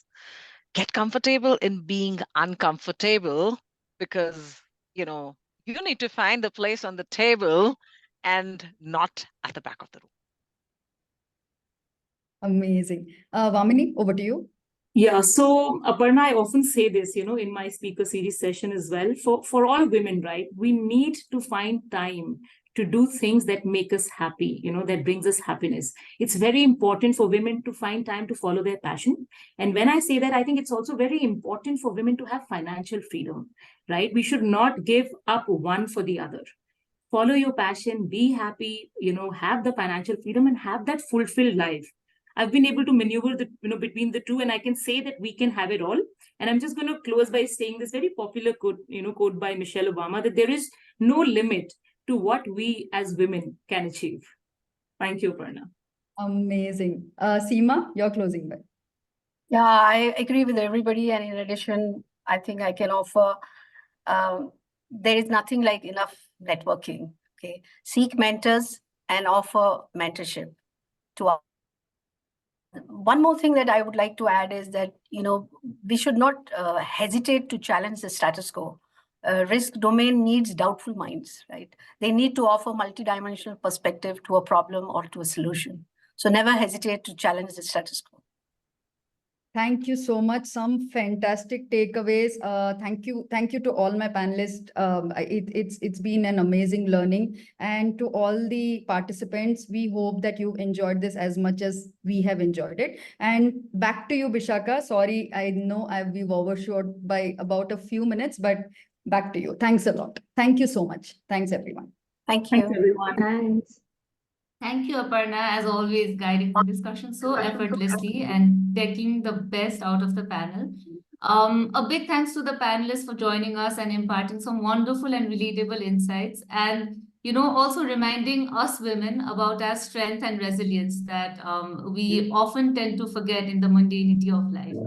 Right. So we now move to the fourth, which is also the last panel discussion for the day. The agenda of the discussion is women in leadership, and who better to moderate, the panel than Ms. Preeti Dubey, who's the CEO and founder of Strive High Private Limited, a Singapore-based consultancy and a training company specializing in soft skills. She's trained professionals on topics ranging from leadership to mental health from over 20 countries and diverse industries such as maritime, civil services, banking and finance, technology, and healthcare. Preeti has received several international awards for her contributions and leadership in the learning and development industry. It's great to have you with us, Preeti, and with this, I hand over to you. Thank you so much for that wonderful introduction, Bishakha. A warm greetings to all the participants from across the world. After the thought-provoking and inspiring panel on resilience, with so many beautiful takeaways, I welcome you all to the panel discussion on women's leadership. This is a topic that needs urgent attention, and for three main reasons that I can think of. Number one, the world needs more women leaders. Research indicates that the companies that have women in top management roles experience what is called innovation intensity. They produce more patents by an average of 20%, more than the teams with male-only leaders. Having women at the C-suite level significantly increases the margins. To quote as an example, Facebook reported the highest rate of women in the leadership roles with 36.7%, followed by Apple with 32.3%, with the women representation in 2022. The second reason is that there is a significant level of drop to the top, which means that as we go up the corporate ladder, we see a steady decline of women in the C-suite and senior leadership roles. To offer more clarity, let me share the numbers. Though 50.2% of the college-educated workforce are women, they account for 47.7% of the global workforce. 48% of the women occupy entry-level roles. 27.1% of the women are managers and leaders, while only 10.4% are CEOs of Fortune 500 companies. And this takes me to the third and the most important point that I want to make is, at the current rate, the pace of progress, it will take us up to 131 years to achieve gender parity and 169 years to close the economic participation and opportunity gender gap. This is as per the World Economic Forum. This means that we won't see global gender parity for more than 5 generations. Now, this is indeed a huge problem. To address this challenge, the first step is to acknowledge that the problem exists and then to identify the root causes. Why women drop out of the workforce? And finally, what is the way forward? We have a panel of highly accomplished women who have experienced the challenges, successfully overcome them, and they have shattered the glass ceiling multiple times. I welcome all the esteemed panelists. Kindly raise your hands and say a quick hello to the audience as I introduce you. I begin with Sandra Colandro.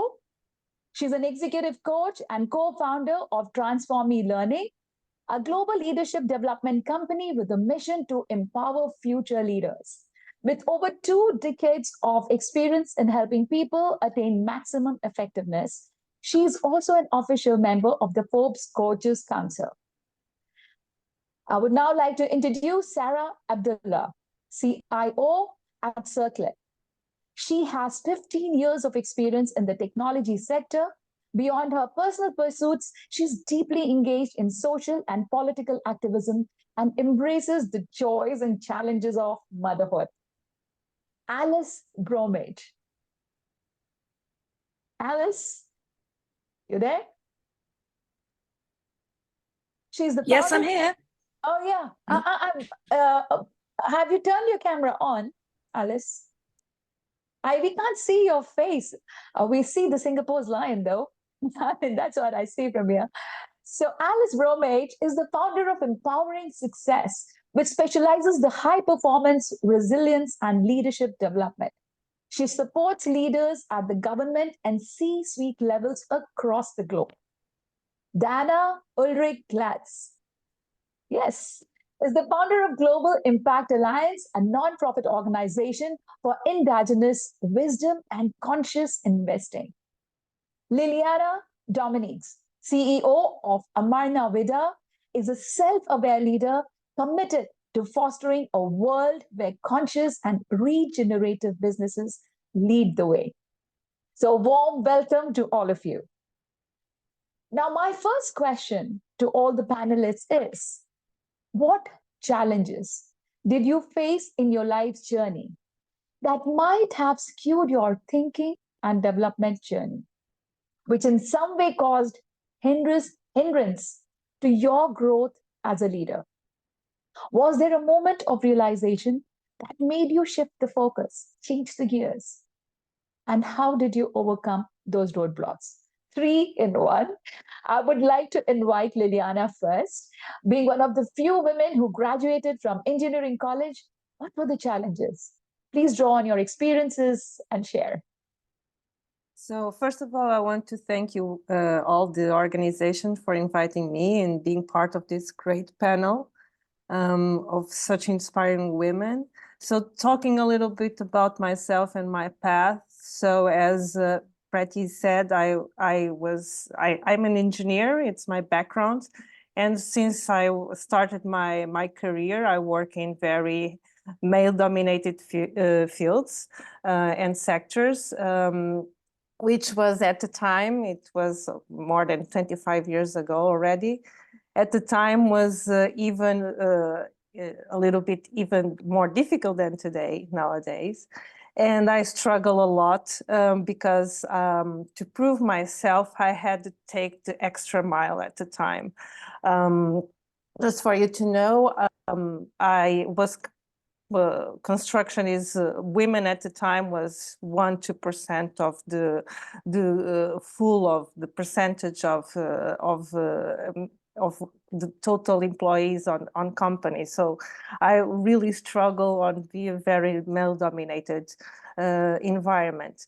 And my issue was about being an authority to male mainly because I was in a senior manager already position, and I was not being as considered as an authoritative role. So that was part of my main struggle. So at one point that during time, I kind of masculine myself a little bit to fit. So my struggle was always that I had to prove myself more. I had to do the extra mile. I had to know more. And of course, I even had to be a little bit more masculine. And in a way that struggle me, I kind of isolate among all my colleagues, and I struggle because I kind of detach a little bit from my own self to the person that I kind of find that I had to pursue as a persona. So in that quest, I kind of flip, because I was struggling, I kind of flip my perception of how I was leading myself into it. And I kind of, instead of being self-pity around myself in a little bit, feeling that nobody kind of listened to me, I was struggling so much, I inverted in a way that, no, I had to understand who I am as a person and pursue my own strengths and weakness, regardless of being in a very male-dominated world. And then it was by shifting this way that I kind of acknowledge my own skills and my character, my skills, in this way, where I really embrace my femininity, which is being very kind person, a compassionate person, a caring person, which was a thing that was not appreciated at all in this kind of environment. As well as embrace it, the thing that I have it in myself, but this environment propel even more, which was more male characteristics, which being very focused, very ambitious. So in that way, I feel safe in this environment, but I didn't know that I was like that. So kind of, it was two forks in a road that in a way, this kind of environment was aggressive, and but also challenged me to a point that I had to know myself even better and embrace myself even better. So that's kind of my journey. And actually, nowadays I'm an entrepreneur. I run my own business. I started my own business.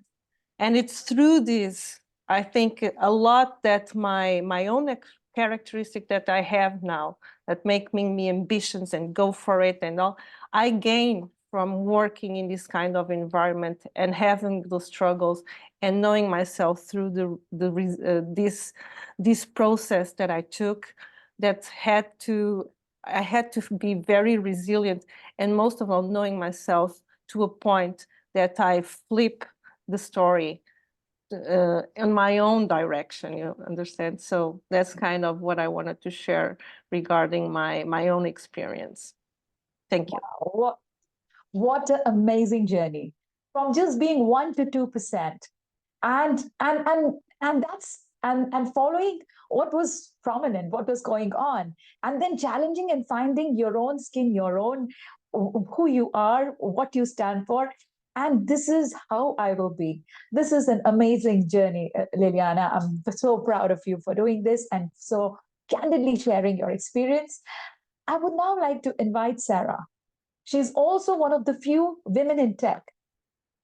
What do you think about the societal norms? Do they play some role? Did they impact your decision? How did they impact your decision? Please share more about yourself. Thank you for the invitation, and thank you, Preeti, for the great moderation and also the introduction. Well, basically, I think we beat a little bit Liliana in the computer engineering. We were 4% women, a little bit higher.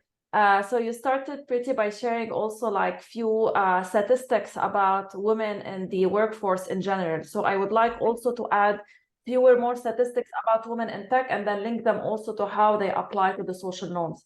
So now we're seeing only 25% of the people working in tech are women, which is still extremely very low. We have only around from the people actually who go in tech from the women at the age of 35, 50% leave their job, which is almost in my age now. We have only 17% of the CEOs in the tech industry are women, and only 8% of the CTO are women. I'm going to be sharing those statistics and the sources on the messages. So if I want to map this and why we can come to those statistics, talking a little bit about my journey. So myself, I come from a very conservative village from Lebanon. which means like saying that I wanted to be engineers back at the time, it was something that is completely new to the village, because as a woman, I was expected, and again, I'm not saying this is right or wrong, I was expected only to work in a job for 4 hours a day, because since I was 16 years old, I was only taught that my only role gonna be to be a wife, and it's gonna be a mother.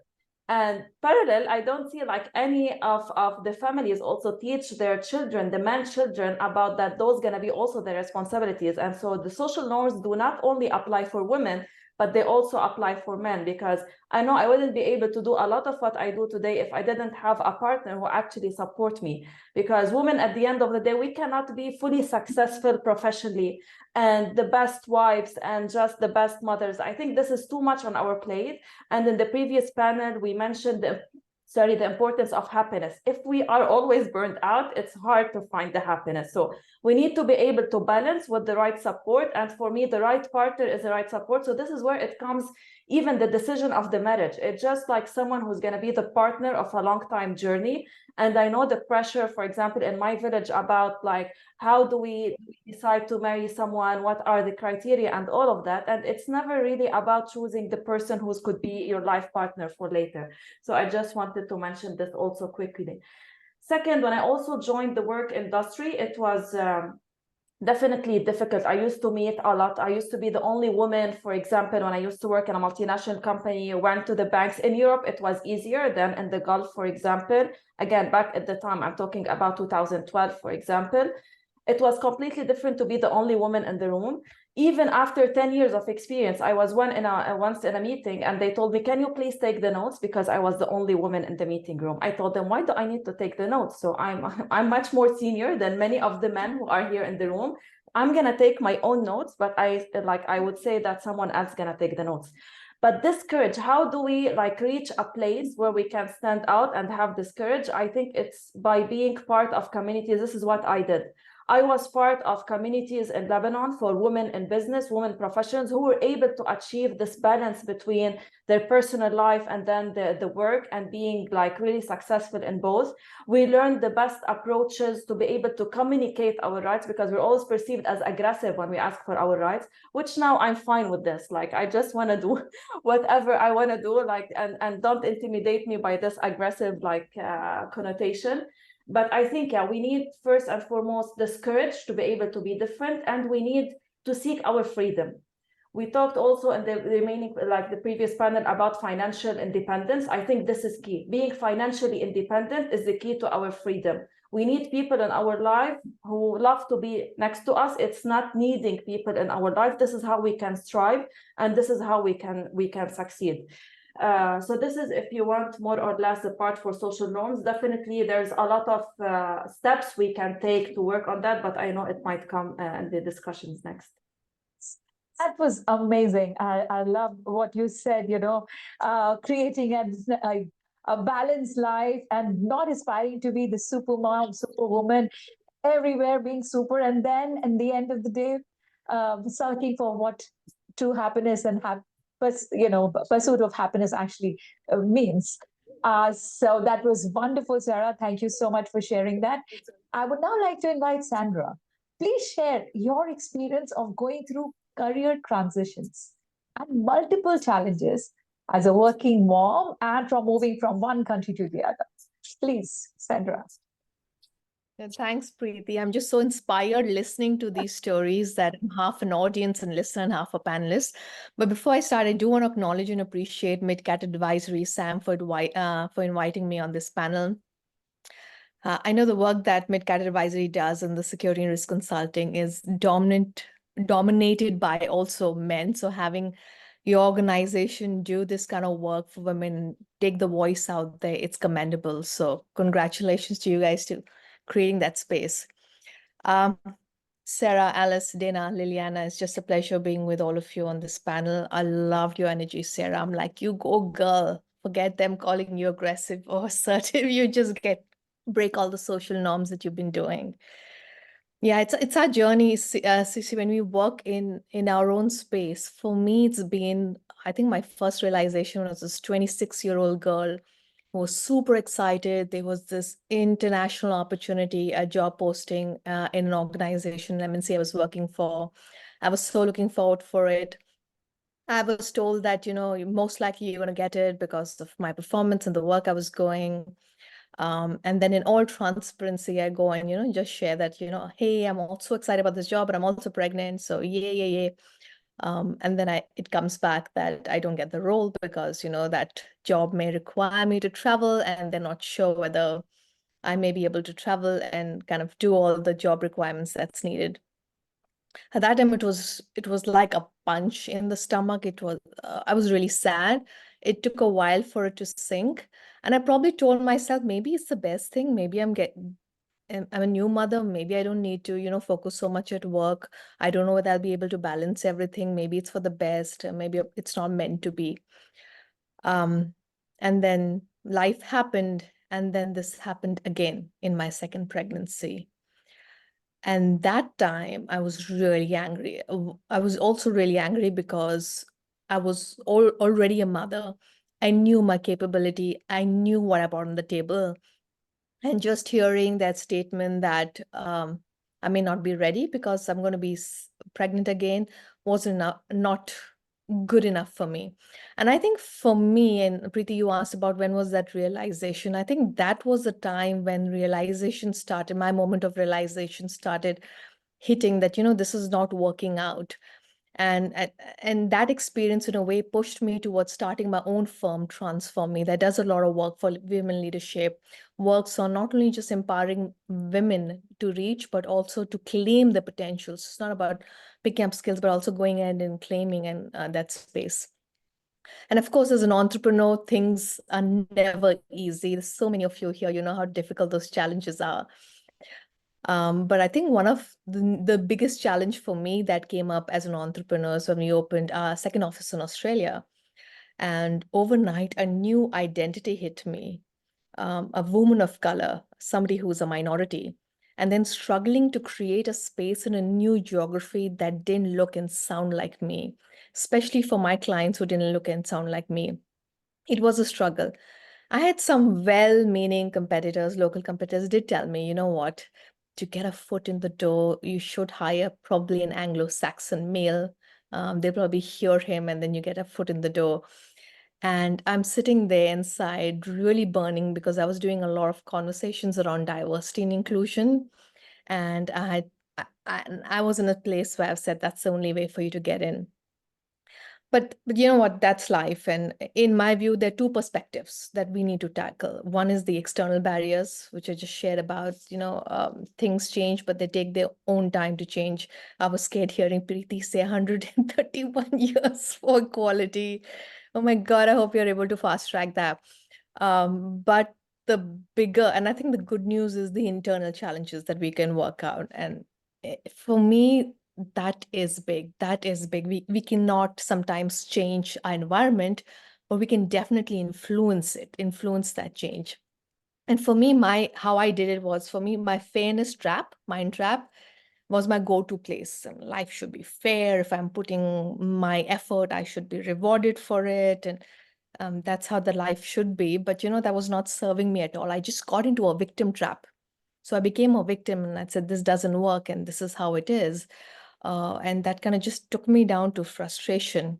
And then on the last little panel, we talked about how frustration is a gift. And for me, that was the biggest blessing, is to fall into that frustration pit. And I said, okay, that's it. I don't want to live here. I want to get out. And then the movement from victim to claiming your space, victim to victor, is when I said, okay, let's find a way. When you get lost in a forest, when you're trekking, you don't follow the same path and hope that you will get through your destination. You detour, you find a new path. And I think that's my message and what I've learned from my own experiences. Try different paths, try new paths and find that way. Because the only way for us to move forward is execution and finding ways. And that's the only way that leads to transformation. Can't agree more, Sandra. What a beautiful story. And so well you narrated it with so much passion. And we can all identify it, with it in some way. Thank you so much for sharing that. And I love the phrase you used, from victim to victor. and creating your own space. And that is what is required. I know that all the women here have some way in or the other battled with this, but now this is the place where we're getting energy from each other. Thank you very much, Sandra. I would now like to invite Dana. Dana, as a non-profit organization's founder, working with indigenous wisdom and conscious investing. Tell us about your journey. How did you come here? What are the lessons? Share about your experience. I will. Thank you so much for having me. It's a true pleasure to be here. And I have to say, I already feel like a sense of sisterhood among us, which is something that really, I think, is very strong, right? This is something that empowers us and that gives us the backing that we sometimes really, really lack in a male-dominated world. And so, yeah, thank you so much for putting this panel together. Thank you for guiding us through, Preeti. Thank you, Sam, for organizing it. And yeah, I'm very happy to share some, let's say, rather personal stories, and at the same time also share a perspective that I learned by spending some time with indigenous people in different parts of the world, interviewing indigenous shamans, indigenous political leaders, as they have a totally different take, I feel, on leadership, and also their worldview differs quite a bit. So yeah, I mean, in your initial question also to me, when we talked, Preeti, you also asked me about how my childhood maybe influenced me, you know, like from early onwards, you know, how do I get to work now suddenly with indigenous wisdom, you know, very far away from my German upbringing?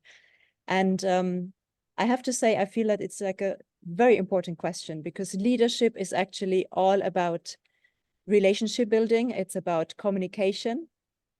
And I feel that this is, these skills are being built as we are small, right? So it depends totally on our childhood, what capabilities we have as a leader to actually influence others, to build true, honest, authentic relationships, to make our decisions. And it all shapes our worldview, the way we grow up, right? And the worldview, again, then shapes the way we lead our teams, the activities we engage in, etc. So I do feel it's very important actually to look deep within and to look also on how we get started.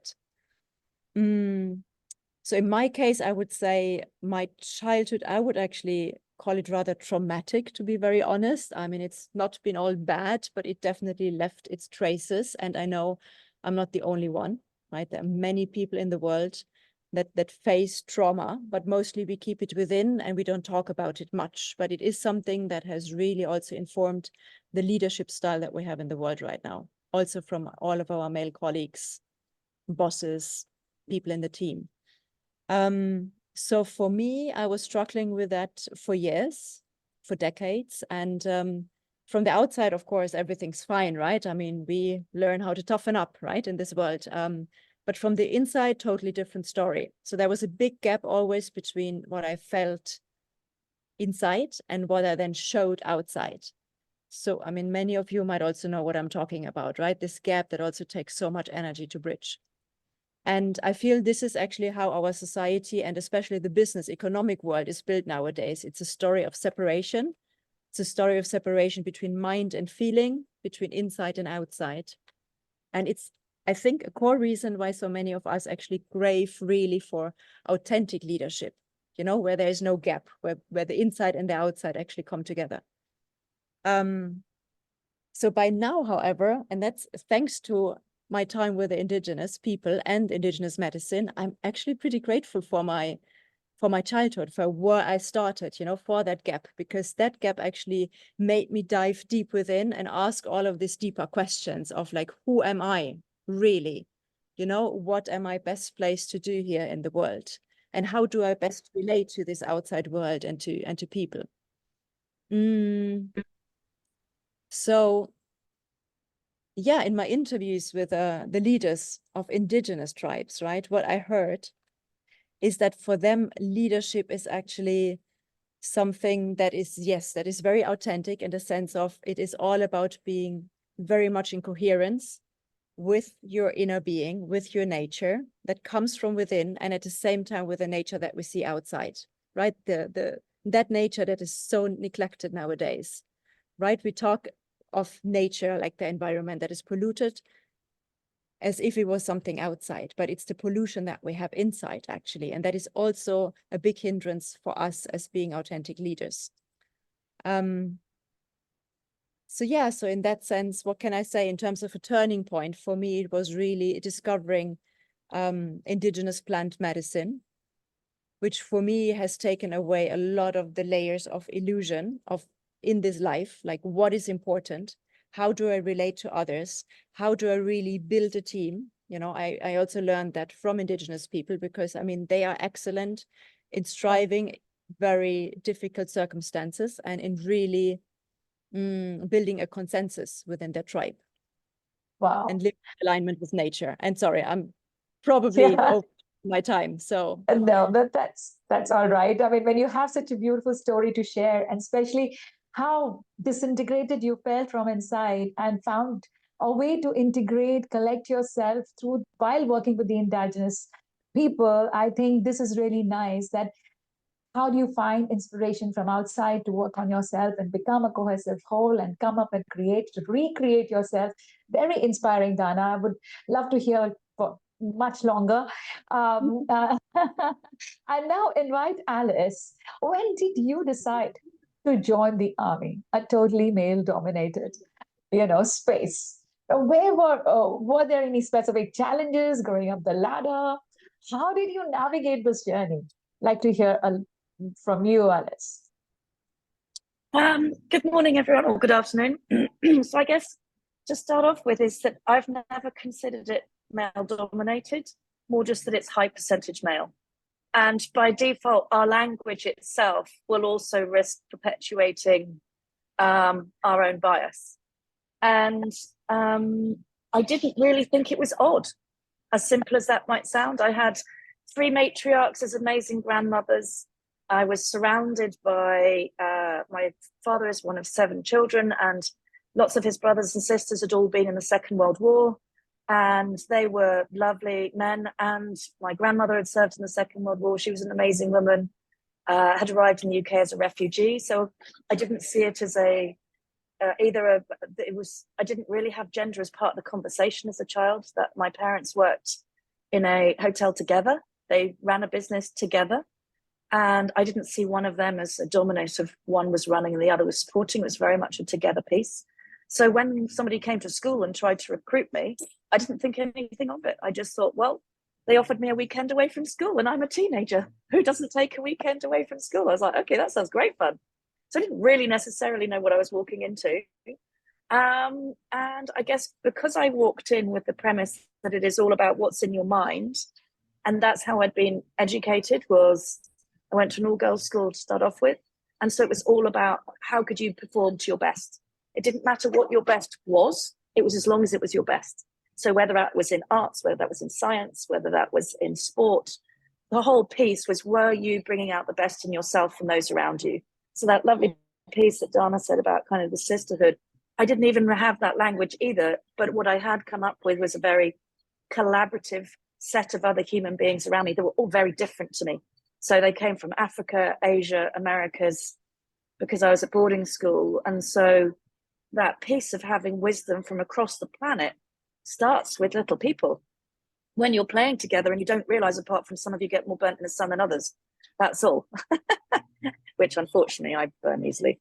And so I guess by the time I arrived into the services, you go to Sandhurst, which is our officer training academy, and you go and try out different areas. Where might you fit, where might you not fit? And they have like an open day, just like when you're going through school or education, about where do you choose. And there was a lady that came and she was the briefer on all of the analytics. And so that's my areas in, kind of the tech and analytical space. And she was great. And I was like, she's really bright. She's an Arabic linguist. She's an imagery analyst.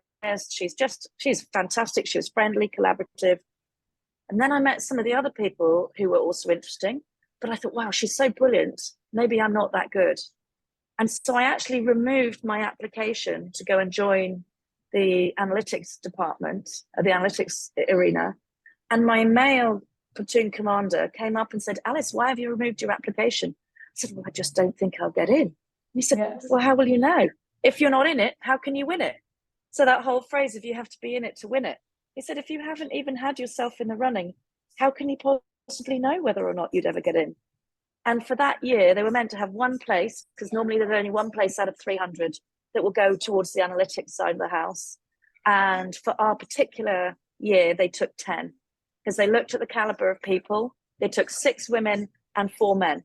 Now, wind forward 15 years, from 20 that they took, 19 were men and 1 was women. So I think there's an interesting piece about how many of us also remove ourselves from the running. And then I guess the other part was, as I was then progressing through my career, when we say lack of role models, my lack of role models was not from excellent male role models. My lack of role models was from, actually, there just weren't other ladies saying I could do it.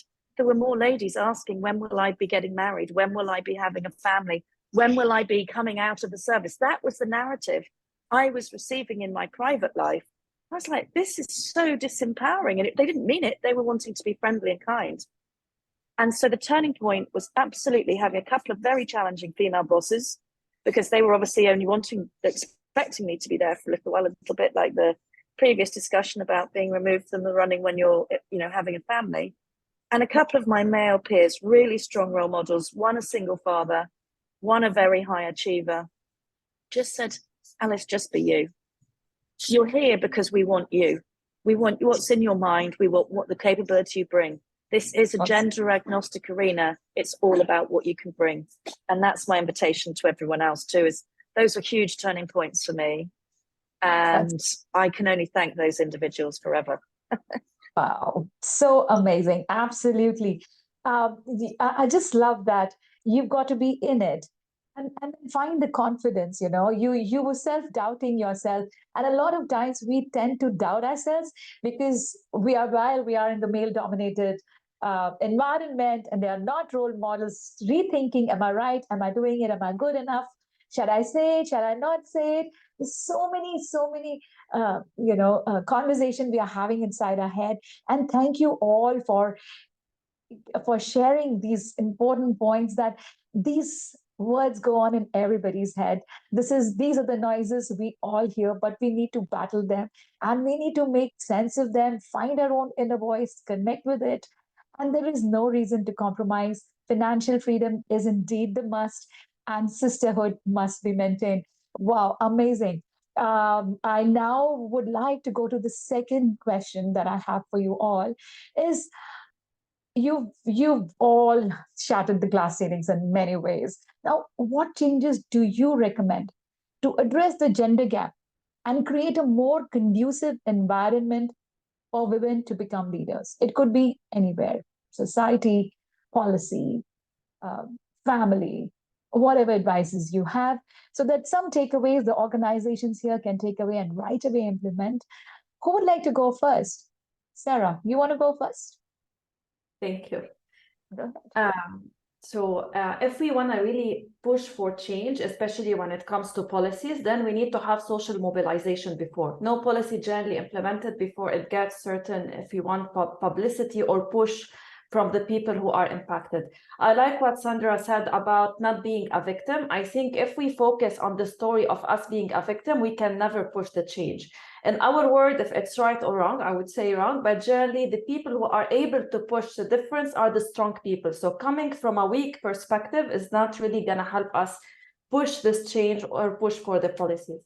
So on the social part, to move to the policies part, I think we need more awareness. I think what still most of the women empowerment communities globally are not doing enough is to showcase men allies who are advocating for the same stuff that women are also advocating. This is how to change the mindset so men do not feel intimidated if they want to also shout for women's rights. I think this is from one perspective. We need more role models from women, from, for example, mothers or not mothers, but people who have completely diversity of life, like the people who are already here in the audience.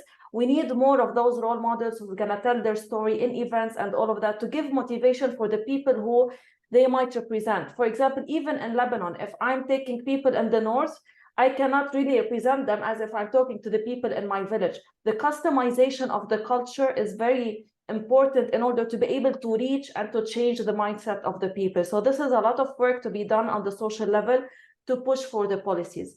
Now for the policies we have on the level of the corporation, but on the level of the government. On the level of the corporation, we still have pay gap. According to the UN Women, for every dollar a man earn, it's 77 cents for women, which is still, we have a long way ahead.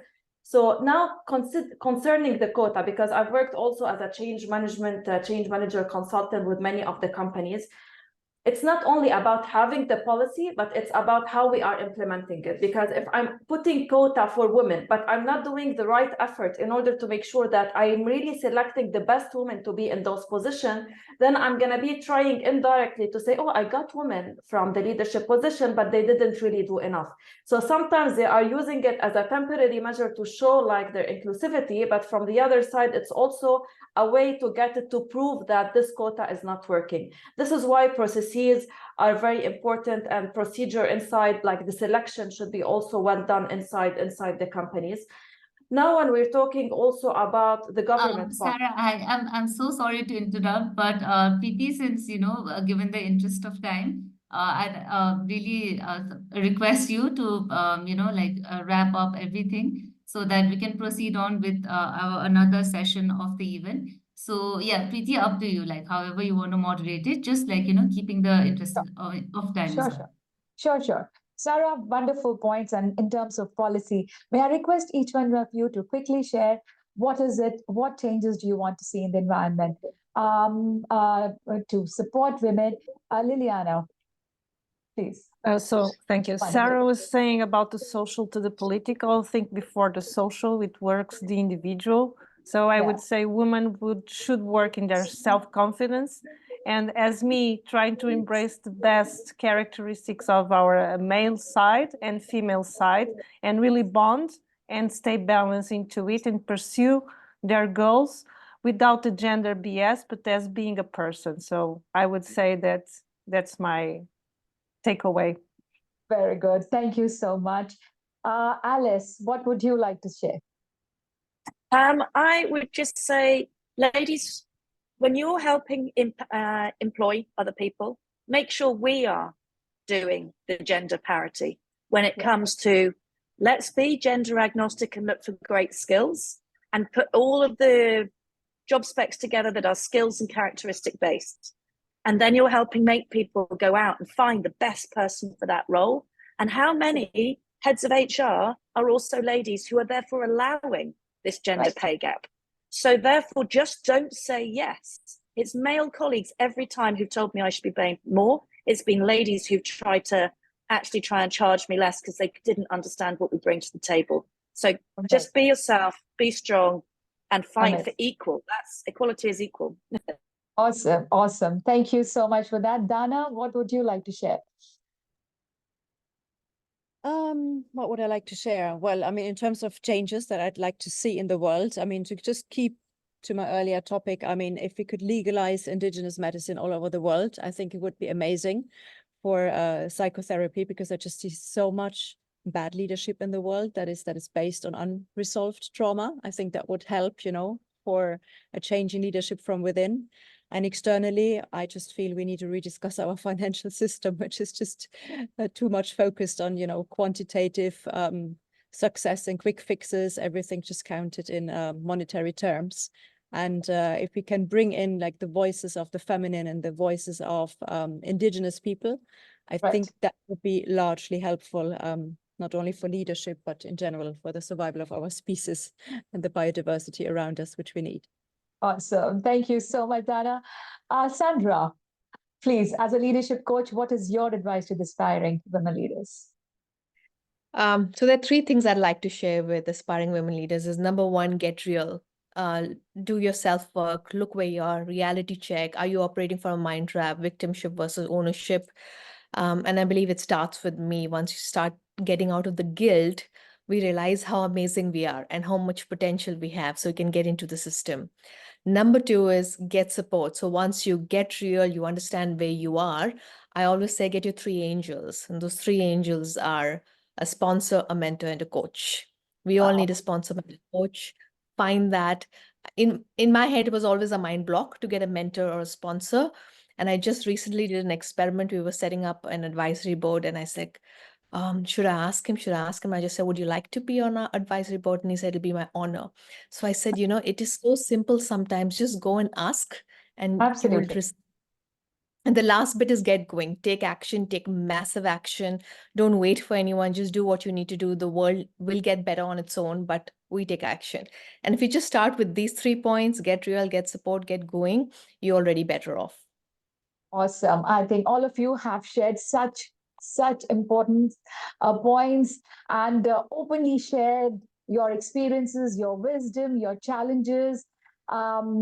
I thank you all for joining us today. I thank all the entire audience for joining us today. And most of all, I thank MidCat Advisory for organizing this amazing event, WISER 24, and always standing up for women, with women, supporting them. I have personally known the team of MidCat Advisory, Colonel Sam, Pavan, all of you are, Mr.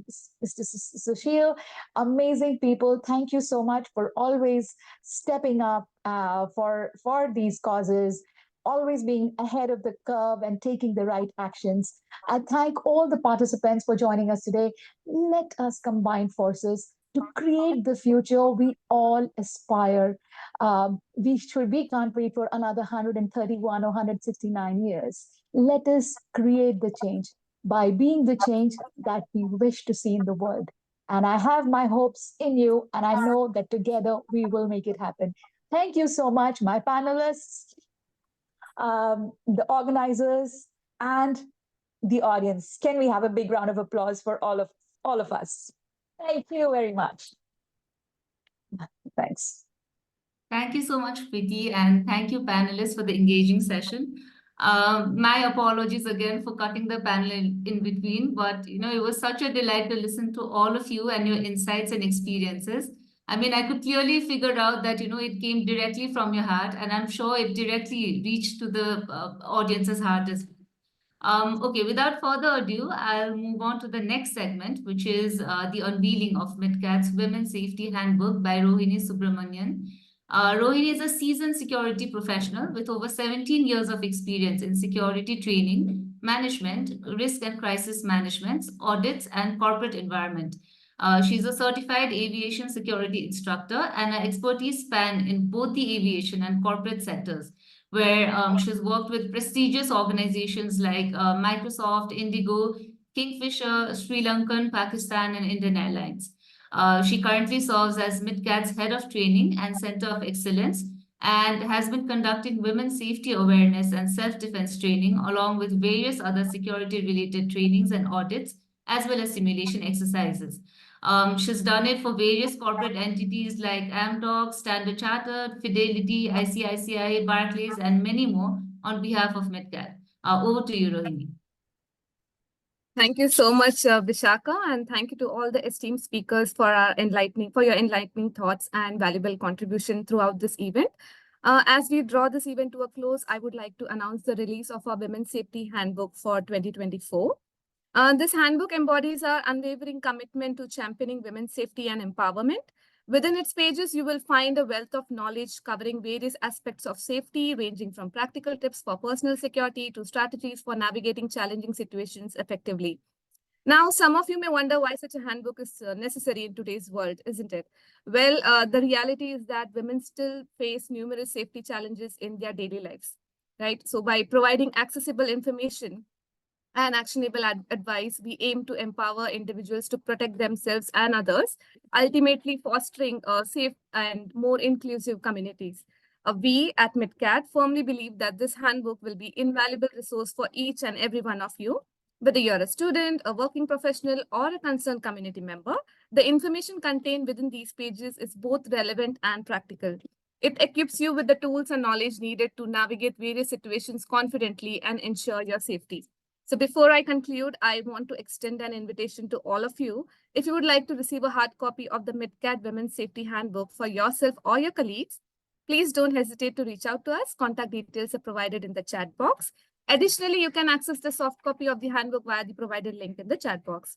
We are deeply committed to ensuring that this critical resource reaches a wide audience, and your assistance in spreading awareness is immensely appreciated. Thank you once again to everyone. Over to you, Vishaka.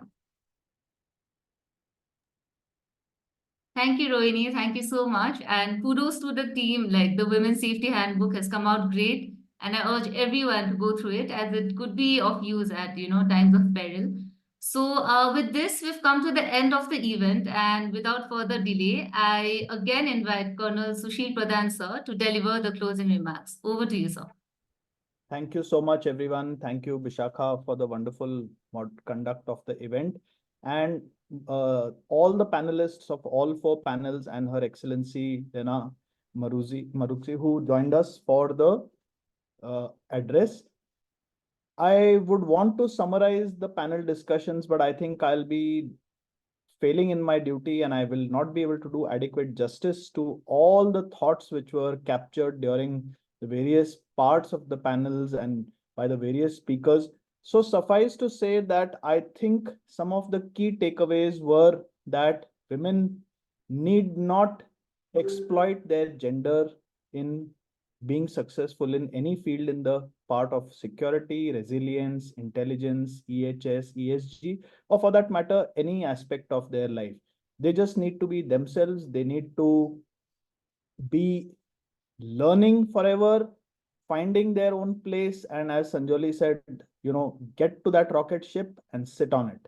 So I will not bore you with my closing remarks. All I just want to say is, once again, a huge thank you to all the participants, to all the panelists, to all the people who put this event together.